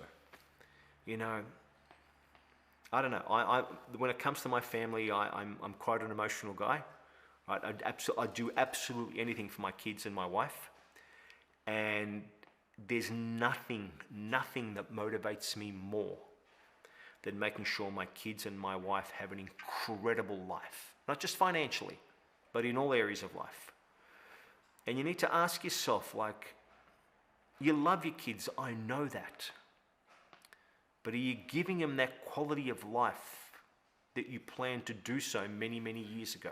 And if you don't have kids, what kind of life are you going to give them based on the decisions that you've made thus far and based on where you're at right now? Okay? If you don't do this for yourself, do it for your kids. Give them the opportunities that maybe you didn't have. Right? You right now are here for a reason. Okay? You're going to get some incredible information. Listen, I've been doing this for 25 years. I know it works. There's zero doubt. But you're going to get this information right now. And you can do two things with this at the end of this. You can actually put it away and go back to what you were doing before you came on board. Or you can sit down and say, you know what? Today is day number 1. Today it starts. I'm going to make some changes to my life right now because I deserve more, I need to do more, and I want to have more. All right? So you're busy with work, social and personal life, no time for financial planning, right? This is what we get. It's like everyone's always busy. I'm doing this, I'm watching the cricket, I'm watching the football, I've got family coming over. Everyone's always got family coming over, right? I've got to do something with the kids. I get it, guys. But you know what? You're never going to wake up one morning and say, hey, I have an hour, 2 hours where I'm doing nothing, right? Hey, let's just go check out this company, Wealth for Life, or let's look at our financial future. You need to make time for this. It needs to be a priority. Have a look at the things you have in your life right now. Right? You want to know why you have those things in your life? One, because they were important. Two, you made them a priority. Anything that's missing in your life right now is either not important or not a priority. It's that simple. Okay? Not just financial. I'm not just talking about your finances. I'm talking about any area of your life. What you have right now is because it was important enough and a priority. What you are missing is because it wasn't a priority and it wasn't important enough. So if you don't make financial planning a priority and the highest priority, because again, it's not the money, it's what you get to do with the money. If you don't make it a priority, it'll never show up. You can't fit it into the nooks and crannies. Oh, I've got, half an hour here and half an hour there, and then I'll get to it. It doesn't work like that. It doesn't work like that. You won't accomplish anything. You've got to make it a priority. Yes, you're going to have to make some sacrifices. You're going to have to say no to a few things, and you'll get back to them later on. You've got to make some sacrifices, right? Because you're going to make the sacrifices anyway. You either make them now or you make them later on. It's that old saying, it's either the pain of discipline or the pain of regret. You're going to feel one pain, right? The discipline. You've got to go through stuff. You've got to push through stuff like Craig McRae was talking about, what his players have to push through to become the elite, to become the best of the best. It's not freaking easy, because if it was, other teams would be doing just as good, right? It's not. But are you disciplined enough to be able to push through so you can have what others only dream about? Because you know what? You need to get in that 5%. You'll see in a minute, 95% of Australians, they retire broke. Right? So you're going to have to make some sacrifices. If you don't make them now, I promise you, you'll end up making them later on. Okay? And at that point in time, it's usually too late. It then becomes the pain of regret, not the pain of discipline. Discipline is now. Do what's hard now so you can have an easy life later on. Right? As opposed to doing what's easy now and then having a hard time later on. All right. Scared of making the wrong decision. And here's what I'll tell you guys. The number one answer that we got when we asked people why they haven't invested and aren't doing better financially, the number one answer that came up, scared of making the wrong decisions. What if I get it wrong? Okay, that's the one thing that keeps people where they are more than anything else. Okay? Most people, the reality is, actually don't trust themselves. They don't trust themselves to make the right decision. So what do? They make no decision. They do nothing, which, by the way, is still a decision. You just decided to do nothing. All right? They don't have enough money or time. People don't have enough money or time because they don't invest in money and time. Nothing more. If you invested in money and time, you would have more money and time. Like I said before, you need to create the time or else this will never work for you. Okay, you keep putting it off, you keep putting it off, you keep putting it off. You'll get to a point in your life when your HR person in your company taps on your shoulder and says, hey John, hey Michelle, listen, you're approaching that 55, 60 years of age in life. Have you given any thought to retirement? And then probably for the first time you look at what's in your superannuation and you'll understand how much the pension is. And that's when your jaw will drop. And that's where, sadly, what I'm talking about tonight will make sense. But usually for a lot of people, it's too late. You don't know who to listen to. I mentioned it before. Talk to people that have results. If there's something you want and other people have gotten there and got those results, listen to them. Right? Don't go listening to people that don't have results in that area. If I want to get advice on relationships, I'm not going to listen to somebody that's on their fourth marriage, sorry, or that's divorced. Why would I? I look for people that have got great relationships. Right? If I want to become a better father, I'll look at people that are great fathers. If I want to become a better brother, I'll look at guys that have great relationships with their siblings. It's not just about the area of money. You look for people that have results. Life is all about results. I know this may come across harsh for a lot of you guys, right? But I'm giving you a check here. a reality check, right? Yeah, I'm not going to tell you what your friends tell you. Your friends will tell you, hey, it's going to be all right, or don't listen to them. It'll be all right. Let's go have brunch. I'm going to be your best friend, but I'm going to tell you the truth. Okay? Australia, most parts of the world are in a bit of a mess right now. And it's up to us, it's up to you to help yourself get out of it. Don't rely on the government. You're going to see in a minute, the government is the last entity you want to rely on. Not because they're bad people, but they're not equipped to be able to look after you financially. Okay? If you learn nothing else, understand this. They are not in a position to look after you financially. Okay? Given the money that right now, especially with COVID recently come and gone, right? Most parts of the world are in a huge deficit, meaning they're broke. They owe a lot of money. They don't have it to give out right now to you as in the form of a pension. In fact, they're hitting taxpayers more and more and more just to stay afloat. So that's right, your tax dollars is helping bail out the governments all over the world. And you're sitting there thinking, where's the pension going to come from? It comes from people's tax dollars. But there's just not enough money right now to continue to fund a pension for people. Guys, you've got to wake up to this, okay? You need to look at this. It wasn't how your mummy and daddy told you, and mum and, like 20 years ago, 30 years ago. I remember my dad telling me, Anthony, just, go get a job and get married and live in a nice house, pay it off, and then you'll retire on the pension. What pension? It's freaking $450 a week. What kind of lifestyle is that? Right? So pay attention to people that have results, right? And don't make it one of these things where something always comes up.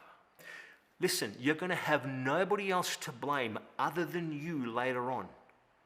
Okay? When you realize that you don't have enough to survive financially later on, unless you're prepared to work until you die, don't go blaming anybody else. At some point, you didn't make this a priority.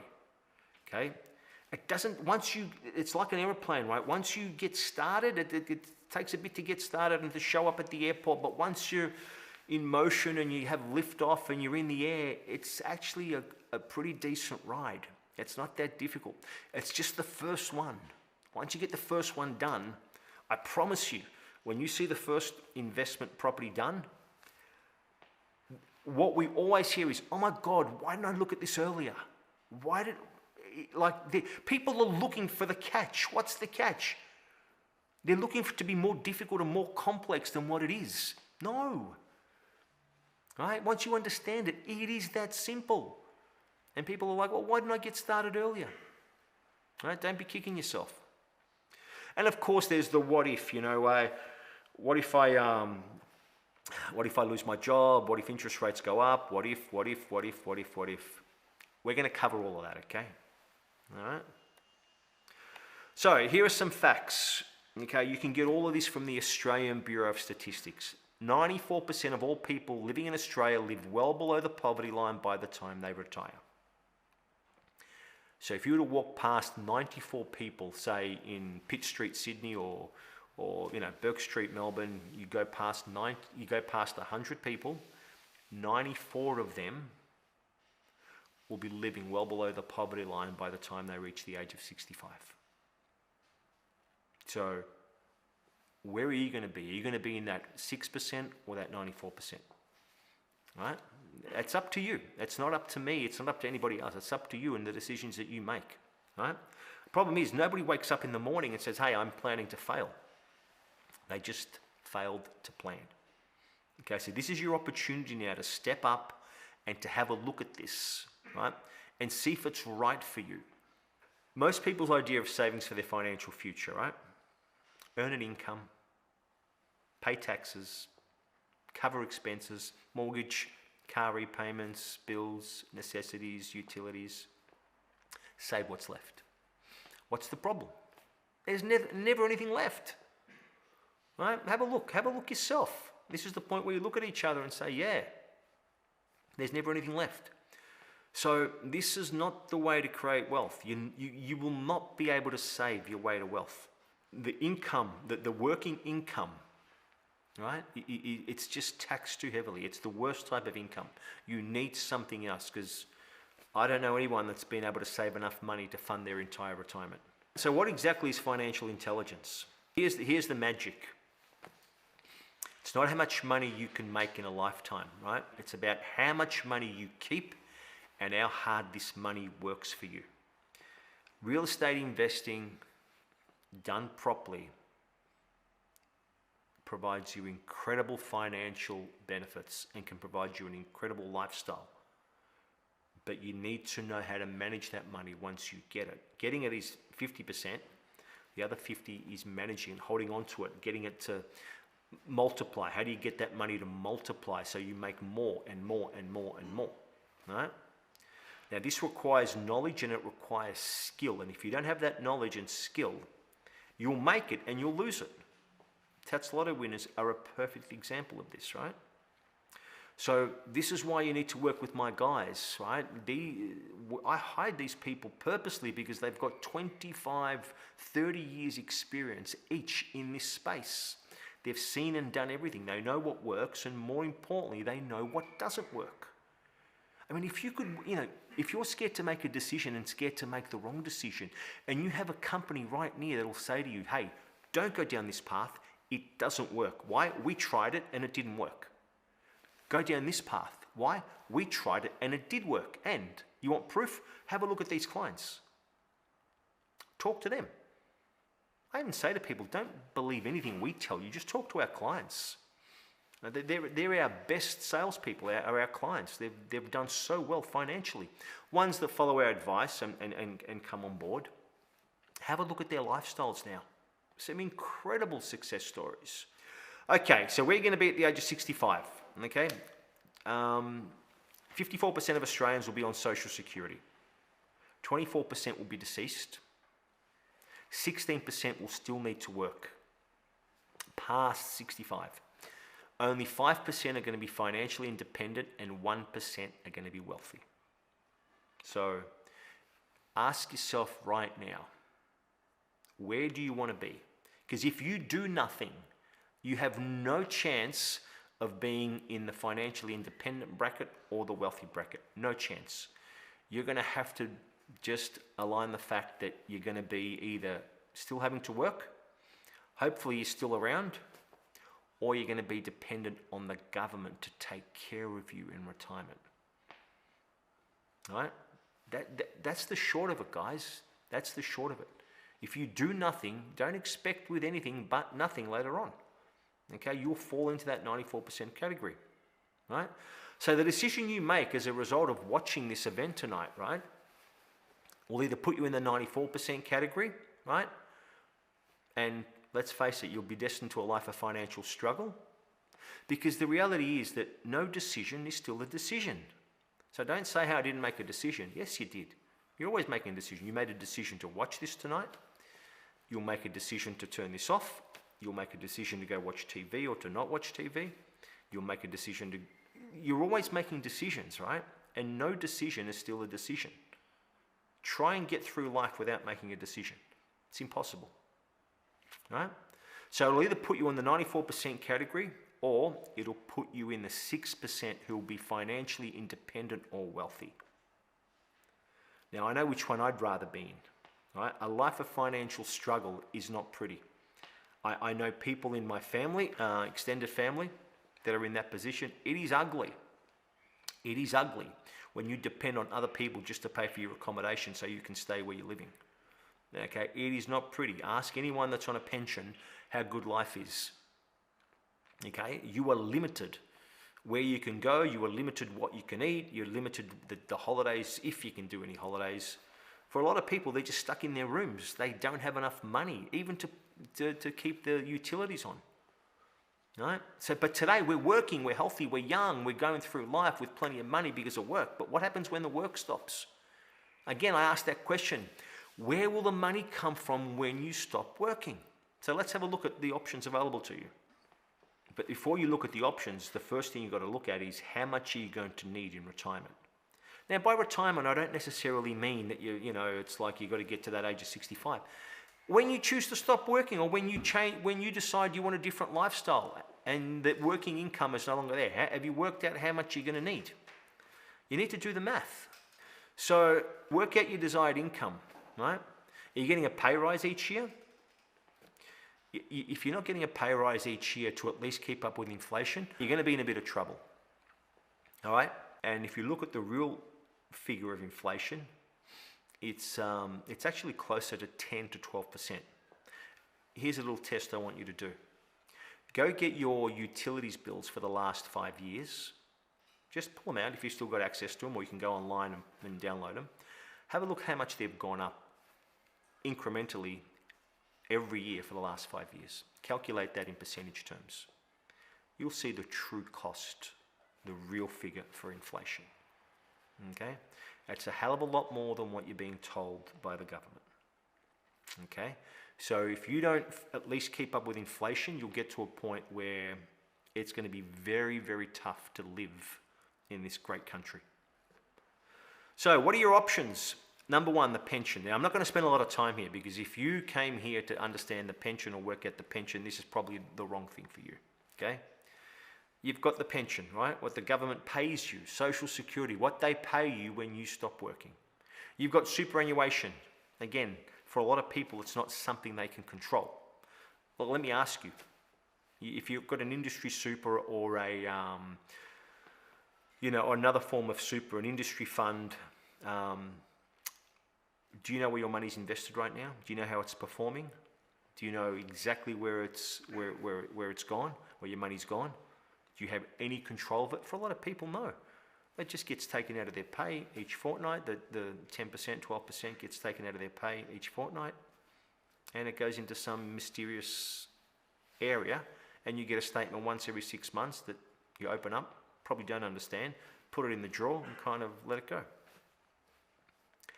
Listen, there are ways that you can get your superannuation to work far, far, far more beneficial for you, okay? But it's something you need to pay attention to, because superannuation is a very, very clever way of creating wealth. It's a really good investment tool and structure if you understand it. And your third option is investing. Collecting money while you sleep. Imagine getting paid whilst you're sleeping, whilst you're on holidays, while you're watching TV, while you're down at the cafe having breakfast on a Saturday morning, and money's going into your bank account. It's a beautiful feeling. All right? And nowhere does it say you have to trade your time for money. The pension itself, you need to look at this, okay? There's almost no chance that the pension's going to be around by the time you stop working. Simply put, there's just not enough taxpayers in Australia. There's not enough people paying tax to be able to fund the pension. And the government is in a bit of a mess right now and needs to use our tax money, sadly, to compensate its deficit and all the bad decisions that it's made. That's just the reality. Okay? So our tax money right now, what we pay to the government, is going to things that are more of a priority than taking care of you in retirement. So please don't sit there and think the government is going to take care of you in retirement. I don't even think there'll be a pension. At the rate the government's going right now, you could actually look at it as a company, right? If our government's broke, right? Our government's broke. Most governments around the world are actually broke. Most nations are broke. Okay, I think there's only two nations in the world, two countries in the world that have got a surplus. The rest are in deficits, right? So don't sit there and hold out for the government. Just open your eyes to this. Do your own research. Go onto the Australian Bureau of Statistics, where I've got these numbers from, right? It is scary stuff. Okay, if you get the pension, it's what, 450, I think I've got it coming up, $420, $453 a week. There you go. For singles, it's 23,600. For couples, it's 35.5 grand a year. How does a couple live on 35? Call it even $40,000 a year. That's 20 grand each. Can you make sense of that?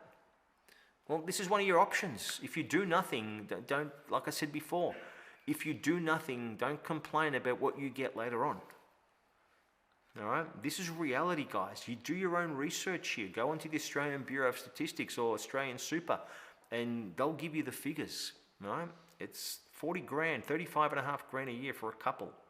So if you're not going to do anything, look at each other right now and say, hey, honey, can we live off 35 and a half grand a year?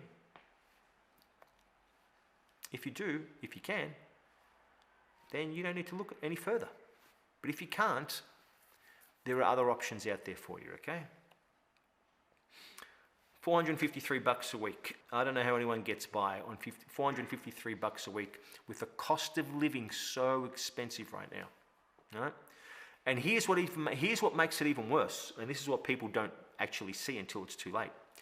Most people spend more money when they stop working than when they are working, because all of a sudden they have an extra 8 hours a day to occupy that now they're not working.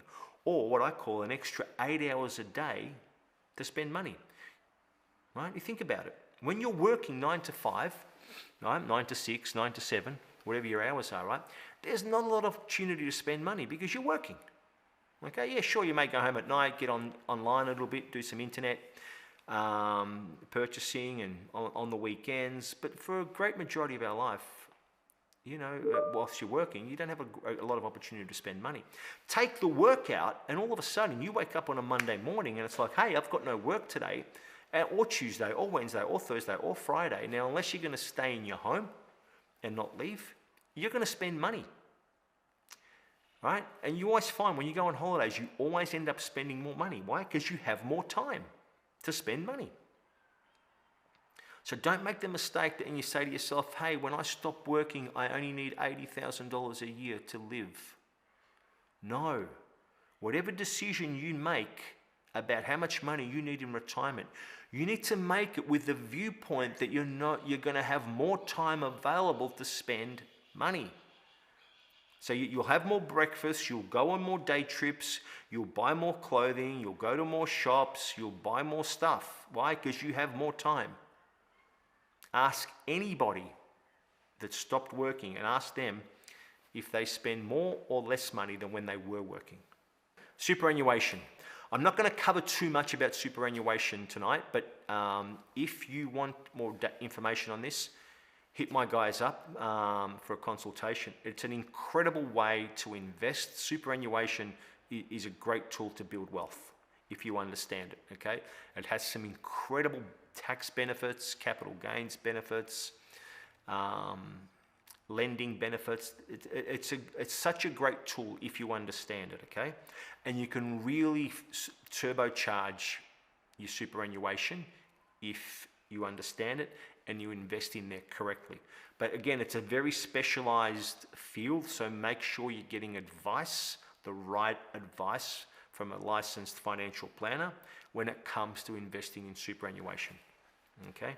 Our clients have done some incredible stuff with their super. Okay?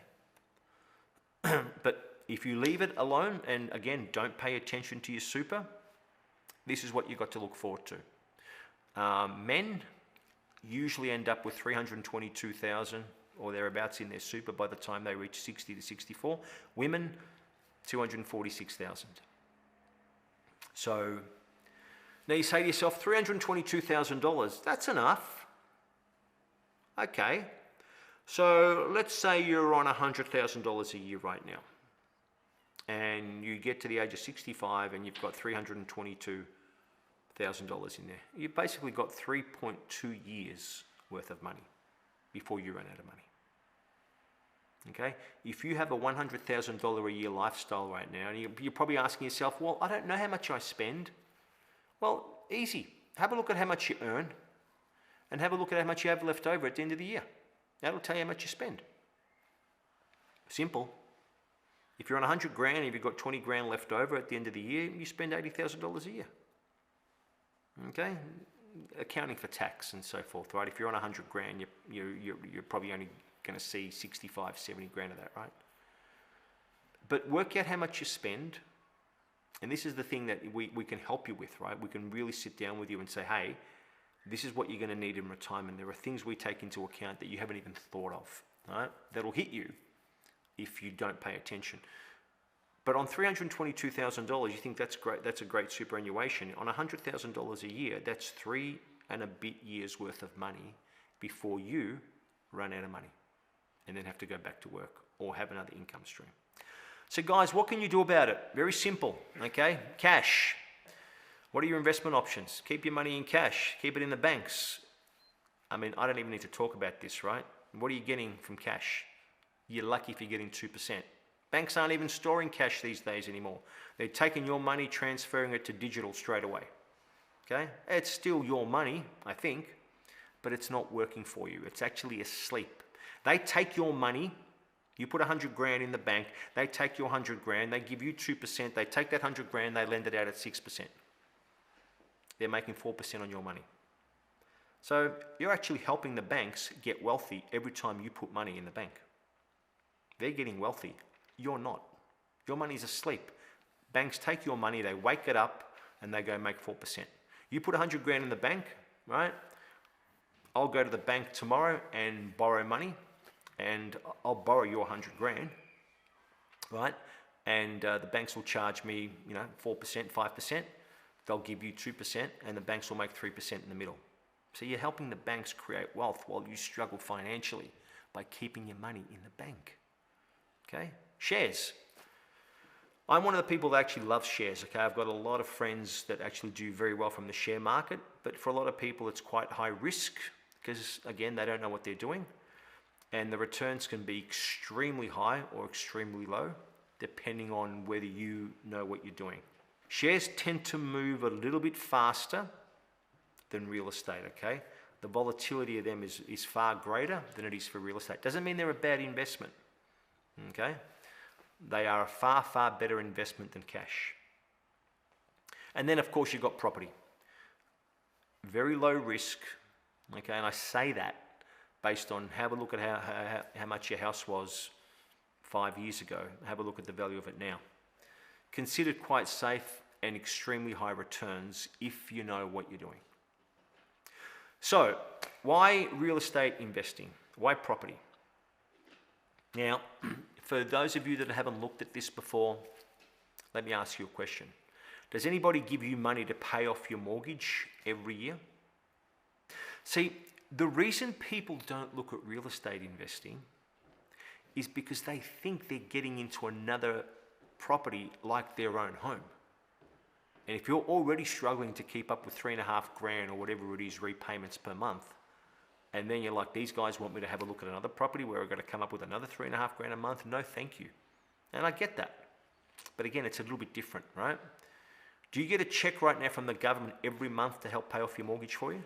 Imagine if your government every month right now said, hey, Tony, Michelle, Joanne, right, hey, listen, here's a check at the end of every month towards paying off your mortgage. How great would that be? It'd be pretty cool, right? But the reality is that when it comes to your own mortgage, 100% of that mortgage is paid off by you, right? You, your partner, your sweat, your tears, your working income, right? It goes to paying off your mortgage. You don't get any help on that.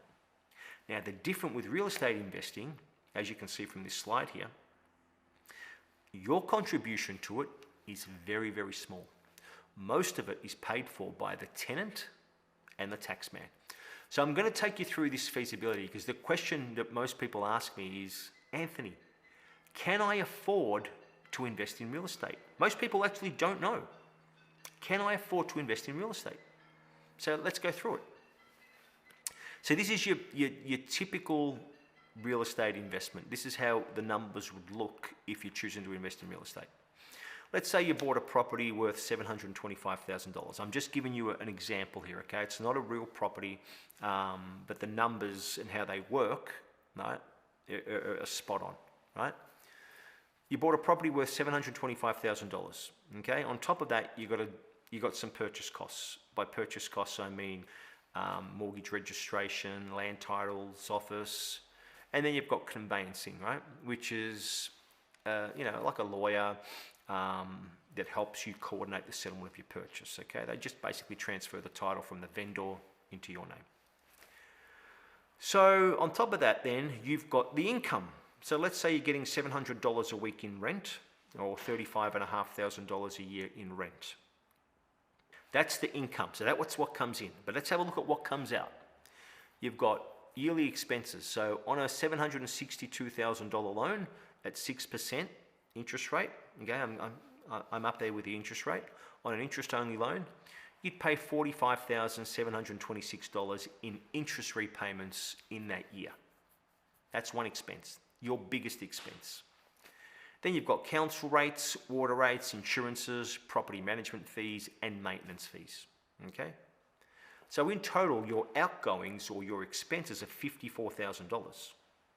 So right now, you say to yourself, Jesus, I have 35.5 coming in rent, in income. That's my income.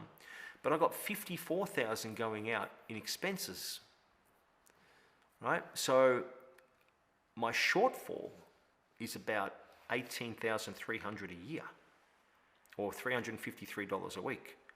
So yes, the maths is correct. Do you have an extra $353 a week to invest in real estate? Now, a lot of people come to this part, reach this point, and stop. Because this is the way you currently got your finances structured, or the way your home operates, right? But this is the bit that makes real estate, the next bit I'm going to share you is the bit that makes real estate investing, has the greatest advantages and what a lot of people don't understand. Now, before you do your taxes, this property is going to cost you here $353 a week. You go do your taxes. You go to your accountant and you say, Mr. Accountant, I want to do my tax returns. I'm going to simplify this because it really is this simple. Your accountant will say, give me your group certificate, or your, if you're a business owner, your BASs and, your activity statements. And then you say to your accountant, hey, I also bought a property in the last 12 months. Your accountant will say, fantastic. I need a copy of the loan statements. I need a copy of the rental statements, plus all your expenses. You give them to your accountant. He goes away and does your taxes for you. He comes back and he says, great. This is the return we got for you. So what's your accountant done? He's got you a deduction on the interest repayments of $45,000. He's got you a deduction of on your expenses, right? If you have your council rates, water rates, insurances, property management, maintenance fees, you can claim that as a deduction. Building depreciation. If the house was built, depending on where you purchased it, but if it was built after 1985, I think it is, you get to claim 2.5% of the construction costs for the next 40 years from the day you purchase it, if it's brand new, for the next 40 years, provided it's an investment property, provided that it's residential, and provided that it produces an income. Then you get to claim fixtures and fittings, right? So curtains, ovens, cooktop, dishwashers, range hood, floorboards, all these things have a lifetime value, right? So after a particular period of time, they no longer have any value. So as they depreciate in value, that depreciation you get to claim off your taxable income. And then, of course, any loan costs that the banks may charge you. So your total deductions on this example, $70,000 in total deductions. So you do your tax returns. This couple here were on $183,000 combined income. They received a $13,000 tax refund, $13,400 tax refund. So this property, after tax, in that year, only cost them $4,960 or $95 a week. It's gone from $353 a week to $95 a week. Now let me ask you something. Can you afford $95 a week?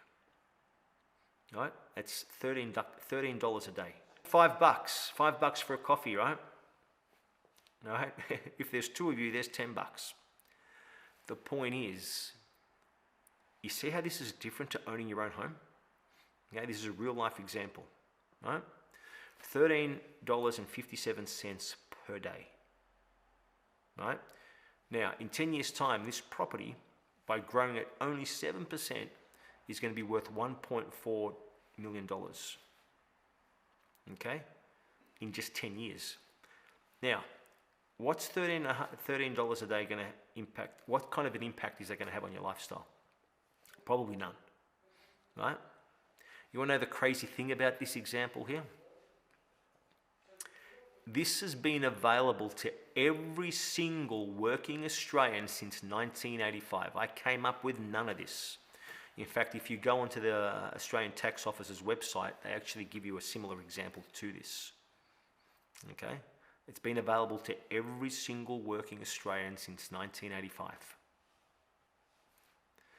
So, you know, on a property such as this, in 10 years' time, the equity you would have created on this is $665,000. Now, can you save $665,000 over the next 10 years? Which is about 66 grand a year. Can you actually save that? Of course not, right? So for 95 bucks a week, if I said to you, give me 95 bucks a week for the next, well, actually, let's make it even simpler, right? Give me 5 grand a year for the next 10 years, that's 50 grand. And I'll give you back $664,000. Is that a good deal? Who would say no to that? And that's the equity, that's after you've sold the property. All right, so this is the power of real estate investing, okay? It is different to buying your own home. So if you were wondering whether this is something that you can do, we've probably answered this question for you. Yes, your incomes may vary and the purchase price may vary, but I want you to understand the concept of how this works, okay? Because no matter what type of property you buy, the numbers will be the same in terms of your income, your expenses, and your deductions, okay? The figures will actually differ, but the process of what you get to claim is the same. All right? So, what's better, property or cash? Again, people still haven't figured this out, right? Say you took 49 bucks, right? And you put that into a deposit and you put that into your bank account every week and it compounded monthly for 10 years. And let's say you were getting 4% on your money, which we know you're not. After 10 years, you'd have $31,400 in your bank account. I'll repeat that, right? You take $49, you put it into your bank account every week. That money compounds, the bank pays you interest on that monthly, right? After 10 years, you wake up and you say, hey, I've got a 4% return on that money over 10 years. You've made, on that $50 a week, you've made $31,000. Call it $32,000 over 10 years. That's what happens when you save money in the bank, right? Put that against property. If you bought that property I just showed you, and you sold it, and you paid capital gains tax as a result of selling it, right? That property, after 10 years, would have netted you $453,000. Covered your capital gains tax, selling costs, paid your conveyancer. The money that lands in your bank account is $453,000. Now, what would you rather have, $31,000 after 10 years or $453,000? Property is $422,000 better option for you. So I'm showing you this, I'm illustrating this to just give you some reality on putting money in the bank and having nothing but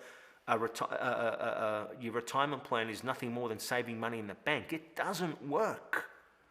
You can't get out of this game alive by just keeping your money in the bank. Okay? This is a very simple example. Put it into property and look at the difference. And now, here's why it works like this. When you put your money in cash, when you put your money in the bank, and cash is your investment strategy, right? You're getting a return on cash. But when you buy property, you're not getting a return on your deposit that you put in, the cash you put in. You're getting a return on the value of the asset. Okay? You put $100,000 in the bank at 4%. What's that? $4,000 a year, right? You put that same $100,000 in a $600,000 property. Right? You borrow $500 from the bank. You put $100,000 in yourself. The same $100,000. You just change where it sits. You get a 4% return on that $600,000. That's $24,000 a year. versus $4,000 a year by keeping it in the bank. You're $20,000 a year better off. And the more you keep it in property, the more better off you are, right? As you've seen from this example. Okay? It's called leverage. This is what they mean by leverage. Using something small, your deposit, to attract something big, which is the bank's money. All right? So, the investment strategy, the investment strategy of the super elites is the accumulation and preservation of residential property. Even the first billionaire in the world, Andrew Carnegie, going back to the early 1900s, said 90% of all millionaires become so through owning real estate. 90%. Now, I don't know about you, but they're pretty good odds. They are pretty good odds that if I invest in real estate and do it properly, 90% is a high number, right? So most people get it right. 9 out of 10 people get it right. So here are the 3 stages of wealth creation. Number 1, set up a really good foundation. I covered this off before, right? It's like when you're building a house. Your foundation needs to be rock solid so then it can support the house on top. So you need a great team of people around you, okay? I know a lot about real estate, a lot, and I know a lot about finance, but I still have a great team of people around me, okay? This is not something you're going to achieve on your own. It's impossible, okay? Especially if you're working 9 to 5. You just won't have the time, you won't have the resources, you won't have the expertise, okay? Set up a great team of people around you, a great company like Wealth for Life. Really good accountants, really good lawyers, really good advisors, mortgage brokers. Set up the right purchasing structure, right? The right legal structure, because the benefits are incredible, right? If you understand one structure from the next. See, buying property in your own name may not be the right thing for you, especially if you're a business owner, right? And depending on your age, you may want to look at something like superannuation. So it's not, one size fits all. You need to understand your purchasing entity, because if you get that wrong, it'll cost you a lot later on, okay? And you can't change it. Once you've taken ownership of that piece of real estate, or we settle on that property, you're going to incur stamp duty and capital gains tax if you change the purchasing entity. So if you want to buy it in your own name and then say move it into a trust, you're going to trigger capital gains tax and stamp duty. So it's an expensive exercise if you get it wrong. Make sure you address things like purchasing entities and taxation. You do the tax planning at the start, not after you've purchased the property. So then you have your accumulation strategy. So this is where you start to then invest in your assets, and you hold and you accumulate and you hold on to what you've accumulated, okay? And then you've got your preservation stage. So this is where you hold your position and you let the plan that you started at the start take shape, okay? Preserve what you've created, hold your position, and as we move closer and closer to the end goal, we start our debt reduction and elimination strategy, okay? Because the whole idea behind this is to get you debt free, okay? So I'll say that again. You do end up debt free. You just got to know when to do it and how to do it. So we build a really good foundation. We start to then accumulate and invest and stack the assets into our portfolio. We hold on to what we've purchased.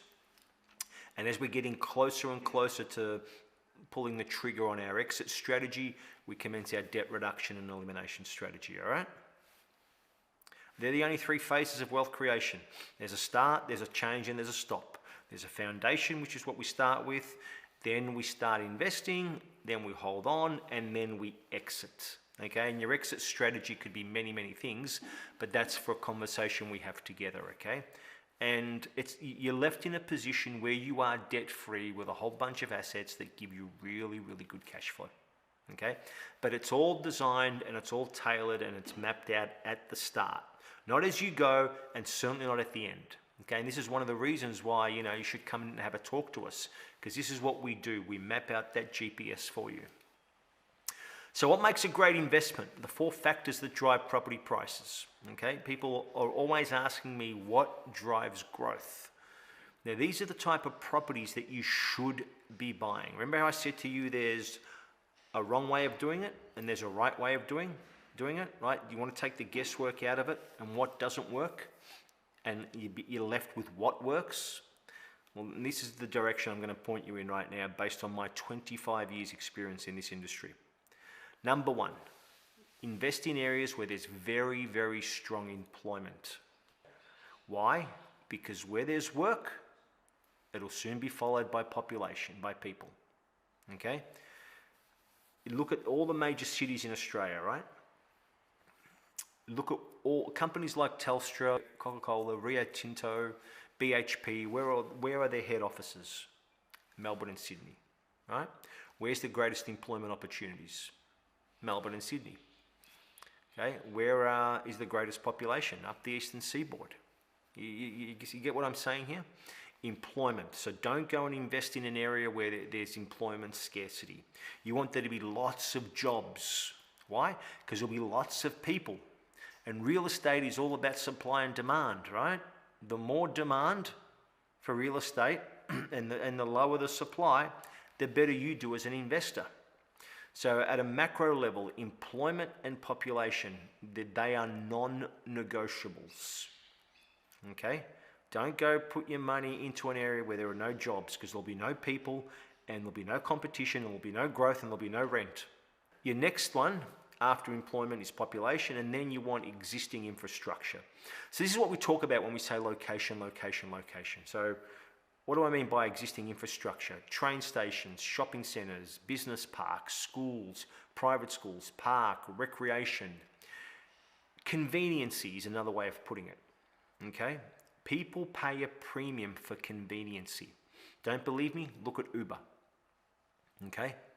You pay a premium to get the food delivered to your door, as opposed to getting into your car, driving down to the restaurant or the cafe or the shop and getting the food yourself. No? You want conveniency. You call Uber Eats delivers it to your door. You know you pay more. People pay more for conveniency. So the right property has good employment, has great population, and then is surrounded by really good infrastructure. Now, where the X factor is here, right, is if you can get into real estate where there's planned infrastructure. But you've got to be very, very careful here, because it needs to be guaranteed. So you have a look at who's funding these projects. Is it the local government, right? Is it the council? Is it private equity? You want to make sure that this planned infrastructure, irrespective of who's holding position in power in government, whether it's Labor or Liberal if you're in Australia, that they don't scrap it if one government gets in over another. Okay, so you've got to really know what you're doing here. But these are the 4 factors that drive property prices. Okay, if you buy outside of these 4 factors, you will get hurt financially. Okay, but to know what you're doing, and we drill down a lot here too, by the way. There's at a macro level, it is these 4 things, but then there's other things that we look at as well, right down to the street orientation. So many other factors, owner-occupiers versus investors. You want to be looking, you got to really then look down at a micro level as well, and you eliminate any possible chance of buying the wrong type of property. Okay, and there's no greater feeling when you get this right, because you just watch the property fly and you watch the rent go through the roof. Why? Because everybody wants it, and that's the trick. When, as part of your exit strategy, when you sell it later on, or when you exit later on, you want to make sure that there's a huge demand, huge competition for your property. One of the things I do as a buyer, I look at buying property as if I was going to sell it, because that's the easiest way to take emotion out of the picture. Buy it with a seller's mindset, not a buyer's mindset. Because when you're a seller, you're only interested in profit, which is exactly what you should be interested in as a buyer. And this is how you take emotion out of it. Don't go in and say, I'm going to buy a property and think like a buyer, because we tend to get quite emotional. Buy it as a seller. If I was to sell this property, how much money could I make? All right? And then you start to look at different criteria. The only criteria that matters, the one that's not emotional. So here's a little table here just to show people how property performs over a long period of time. Okay, I won't get into this, but these are real properties in these suburbs here. I've given you the actual address, so you can look these up yourself, right? But this is how they've performed over a period of time. So any of you that are doubting that whether property is a good asset class to invest in, right?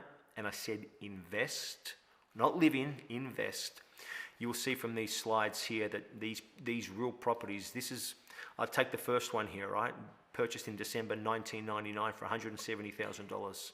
Oh my God, who wouldn't have loved to have bought more property for $170,000, right?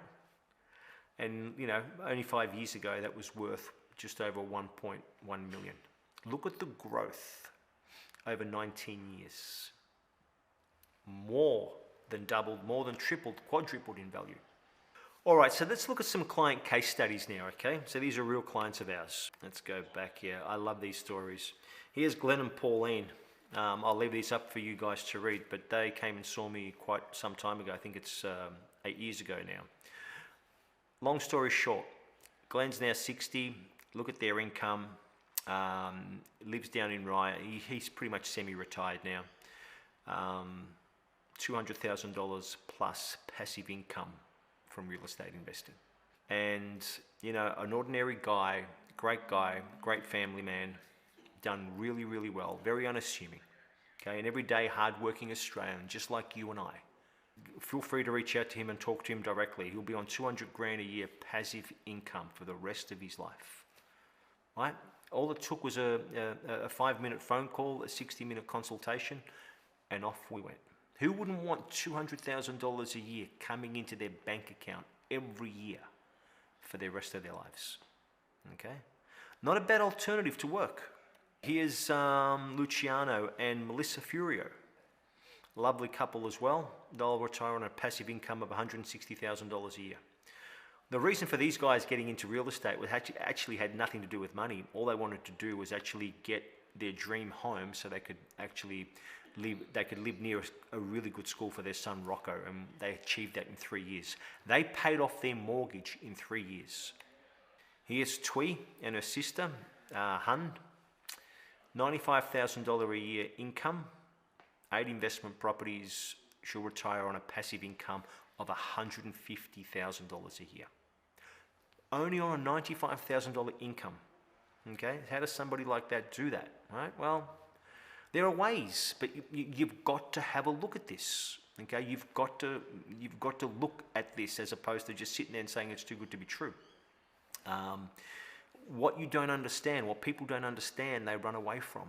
All right, just get some information, right? Get some knowledge, and like I said before, it's not taught in schools, but it can almost feel like a brand new world out there, right? When you learn all this information, and you'll be surprised at just how simple it actually is. Here's Lisa and Warren. I know these guys very well. Their net worth now is around $2.5 million. So they'll also be on an income of around $200,000 a year passive income. I mean, these guys really accelerated fast. They're on good incomes, but neither of them are going to have to worry about money later on in life. So how do we help you here at Wealth for Life? Okay, so the first thing you do is you get in touch with us. Okay, we sit down with you when we do a 60-minute, 70-minute discovery meeting.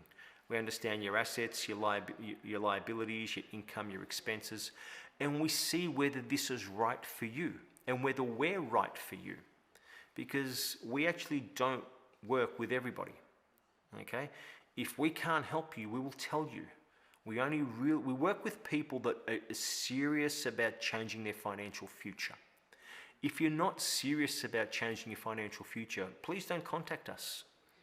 Okay, because it needs to be a relationship. Okay, and if we're doing all the pulling and you're not doing your part, it won't work. And vice versa, by the way, right? So it's got to be a relationship, and it's got to be amicable, and we have to have agreement like any relationship, right? And then we need to be able to grow together, okay, in this space. And so if you're serious about changing your financial future, give us a call, because this works. Okay, this works, and the results are incredible. But step number one, we sit down and we have a 60-minute discovery meeting with you, okay? We go through your goals. We look at what you're looking to achieve. We start to map out that financial GPS. Okay. We put together your financial plan. We show you some investment options. We present that information to you. We look at how to add value to your portfolio. We finish your property. We put tenants in there for you. And then we do the ongoing monitoring and management of that. And it's not just the property, but it's your finances, it's your mortgages, it's your rent. We're always making sure you're getting the best finance, the best rent. You've got the best tenants going through there. It's an ongoing process. You don't just sit it there and leave it alone. Okay, it needs to get attention. It needs to get attention. So this is the process that we go through. It's education. It's a one-on-one consultation. We put together a wealth strategy. We show you the finance and investment structures. We show and present the options to you. We manage the whole process. We put tenants in the property for you. We do a review, and then we lock and reload. So, are you ready to secure your financial future? A lot of talk in the media, okay? I've taken some articles here. I'm not going to go through all of them here, but I'll leave them on screen for you to see here. This was Herald Sun here in Melbourne, July 21st. This year, Melbourne home prices forecast to surge 10% in 18 months, National Australia Bank. Another report from the 3rd of August this year. New report shows national property market increase to continue. Property track data reveals possible new peak in property prices in 2024. Okay, that was as of 8th of June this year. The only way is up. Perth house prices tipped to hit new highs in 2024. Perth is a very, very interesting market. You've got to be really careful about Perth. You can make some really good money in Perth, or you can lose a lot of money real quickly. It is an area that we're doing some work in right now, but only specific areas of Perth. Okay, Westpac forecasts 7% rise in house prices for 2023. Absolutely. House prices, Australian home prices are set to keep rising this year by up to 5%. Okay, here's the latest one. ANZ Bank tipped property prices to rise by 6% next year. So there's some good media commentary. Australian house prices look set to rise despite the rate hikes. This isn't great given how expensive they already are. Absolutely. And this is the thing, right? Interest rates have never slowed down property prices. Okay? It never slowed down property prices. In fact, as interest rates actually go up, so do property prices. Okay? And there's a reason for that. Okay, which I won't get into this right now with you, but when you come and see us, we will show you some historical data going back to 1960 all the way to 2023, and what property prices have done every year for the last 63 years, sorry. And you see that when interest rates go up, property prices actually tend to go up as well. Okay, you can do this research for yourself, but we will show you a map when you come and see us as to why property prices do so well when interest rates go up. So, the 3 biggest dangers facing Australians right now, we're going to summarise this and bring it to a close. Number 1, having one income stream. Okay, the most dangerous thing for you as a couple, as a single person, as a family, is one income stream. Because if they pull that income stream from under you, you have nothing left. Number 2, and this is the scary thing as well, the widening gap. The cost of living versus our income is getting wider and wider and wider and wider. I spoke about that before with inflation. If you don't find a way to get your money to work for you or increase your income, it's going to be too expensive to live in Australia. Okay, that day is already coming. A lot of people are feeling it. And of course, keeping money in the bank. I gave you that example before. Keeping your money in the bank is having your money go to sleep. You only make the banks richer by keeping your money in the bank. They simply take your money and they go lend it. They give it to smart investors who go make money with your money. All right, you need to be one of these people that goes and borrows someone else's money from the bank and starts to make money from their money. That makes sense? What are your choices tonight? Okay? Well, it's decision time, guys. Don't do anything. Again, that's still a decision, right? Take the information that you've got tonight, and do nothing with it.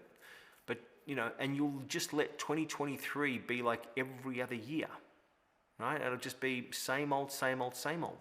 I said before that if you keep doing what you've already done, you'll get what you've already got, right? Nothing will change. So you could do this yourself. That's your second option, right? You could do this yourself, but do you know what you're doing? Do you have the time? For a lot of people, if you're going to do it, you would have done it by now. But this is not something that you can just wake up and go do, right? I told you the first few years, my first purchase, I made a $70,000 mistake, right? Don't be that person that makes a $70,000 mistake. Learn from me so you don't make that mistake. But you need to know what you're doing. And to try and fit this in between work in the evenings and on the weekends, it's not going to happen. And even if you get it right, it'll take forever. You need a team of experts that do this for a living. You need a team of people that do this every day that are investors themselves, so you don't get to make the mistakes that most beginners actually make, or even seasoned investors make. So your third option is you do it with Wealth for Life. We've got a proven track record over many years that produces predictable results. I spoke about that financial blueprint. Real estate, once you understand the principles and the laws of real estate, right, it's very difficult to get it wrong. Okay, but I did say you have to understand it, right? So like most things in life, there's certain laws and there's certain principles that if you understand them and adopt them, they work for you. What's your next step? Book in for a discovery meeting with one of our advisors. Okay, you're going to talk to Anna. You're going to talk to Kevin. You're going to talk to John. These are all investors. Okay, they have a wealth of experience here. Over a 60-minute conversation. Okay, if nothing else, you get to find out whether this is something that you can afford to do, something that you can achieve. Right? If nothing else, we'll show you how to pay off your mortgage on your home. Okay, we'll reduce the repayments on your existing mortgage, but you get to walk away with incredible information that empowers you and your family to do great things in life. Okay, it's a 60-70 minute consultation. Again, we require you to be fully present, both of you there as a couple, no distractions. No TV, no social media. I love kids, but please put the kids to bed. You're going to get incredible information specifically about you and your circumstances. We normally charge $697 for a meeting such as this because of you taking the time to attend this event tonight. If you say that you saw this event and you quote that when you speak to the guys that you watch this event, it's free. Take 60 minutes of your time to work out how to predict your financial future for the rest of your life. Because there's one thing I'll tell you, and I'll say this again. If you do nothing, I can tell you where you're going to end up by the time you stop working. Okay, that part's very easy to calculate. But if you start to get your money to work for you, your life will change remarkably. So thank you so much for your time, guys. I really appreciate you sitting this out and listening. If you've got any questions, I hope you took a lot of notes. I hope you asked a lot of questions. Give us a call, reach out to us, 1300 793 877, or hit us up at wealthforlife.com.au. Check our social media pages on Facebook, Instagram, Twitter. Reach out to my team. If you speak to Oscar, speak to Liz, get in to see one of our advisors and set up this 60-minute discovery meeting. We'll answer every single question you've got. We love to help people. If you're serious about creating wealth and you're serious about changing your financial future and that of your families, give us a call and we'll make that a reality. Thank you so much for your time. I hope you've enjoyed it, and I look forward to meeting you personally one-on-one. Thank you.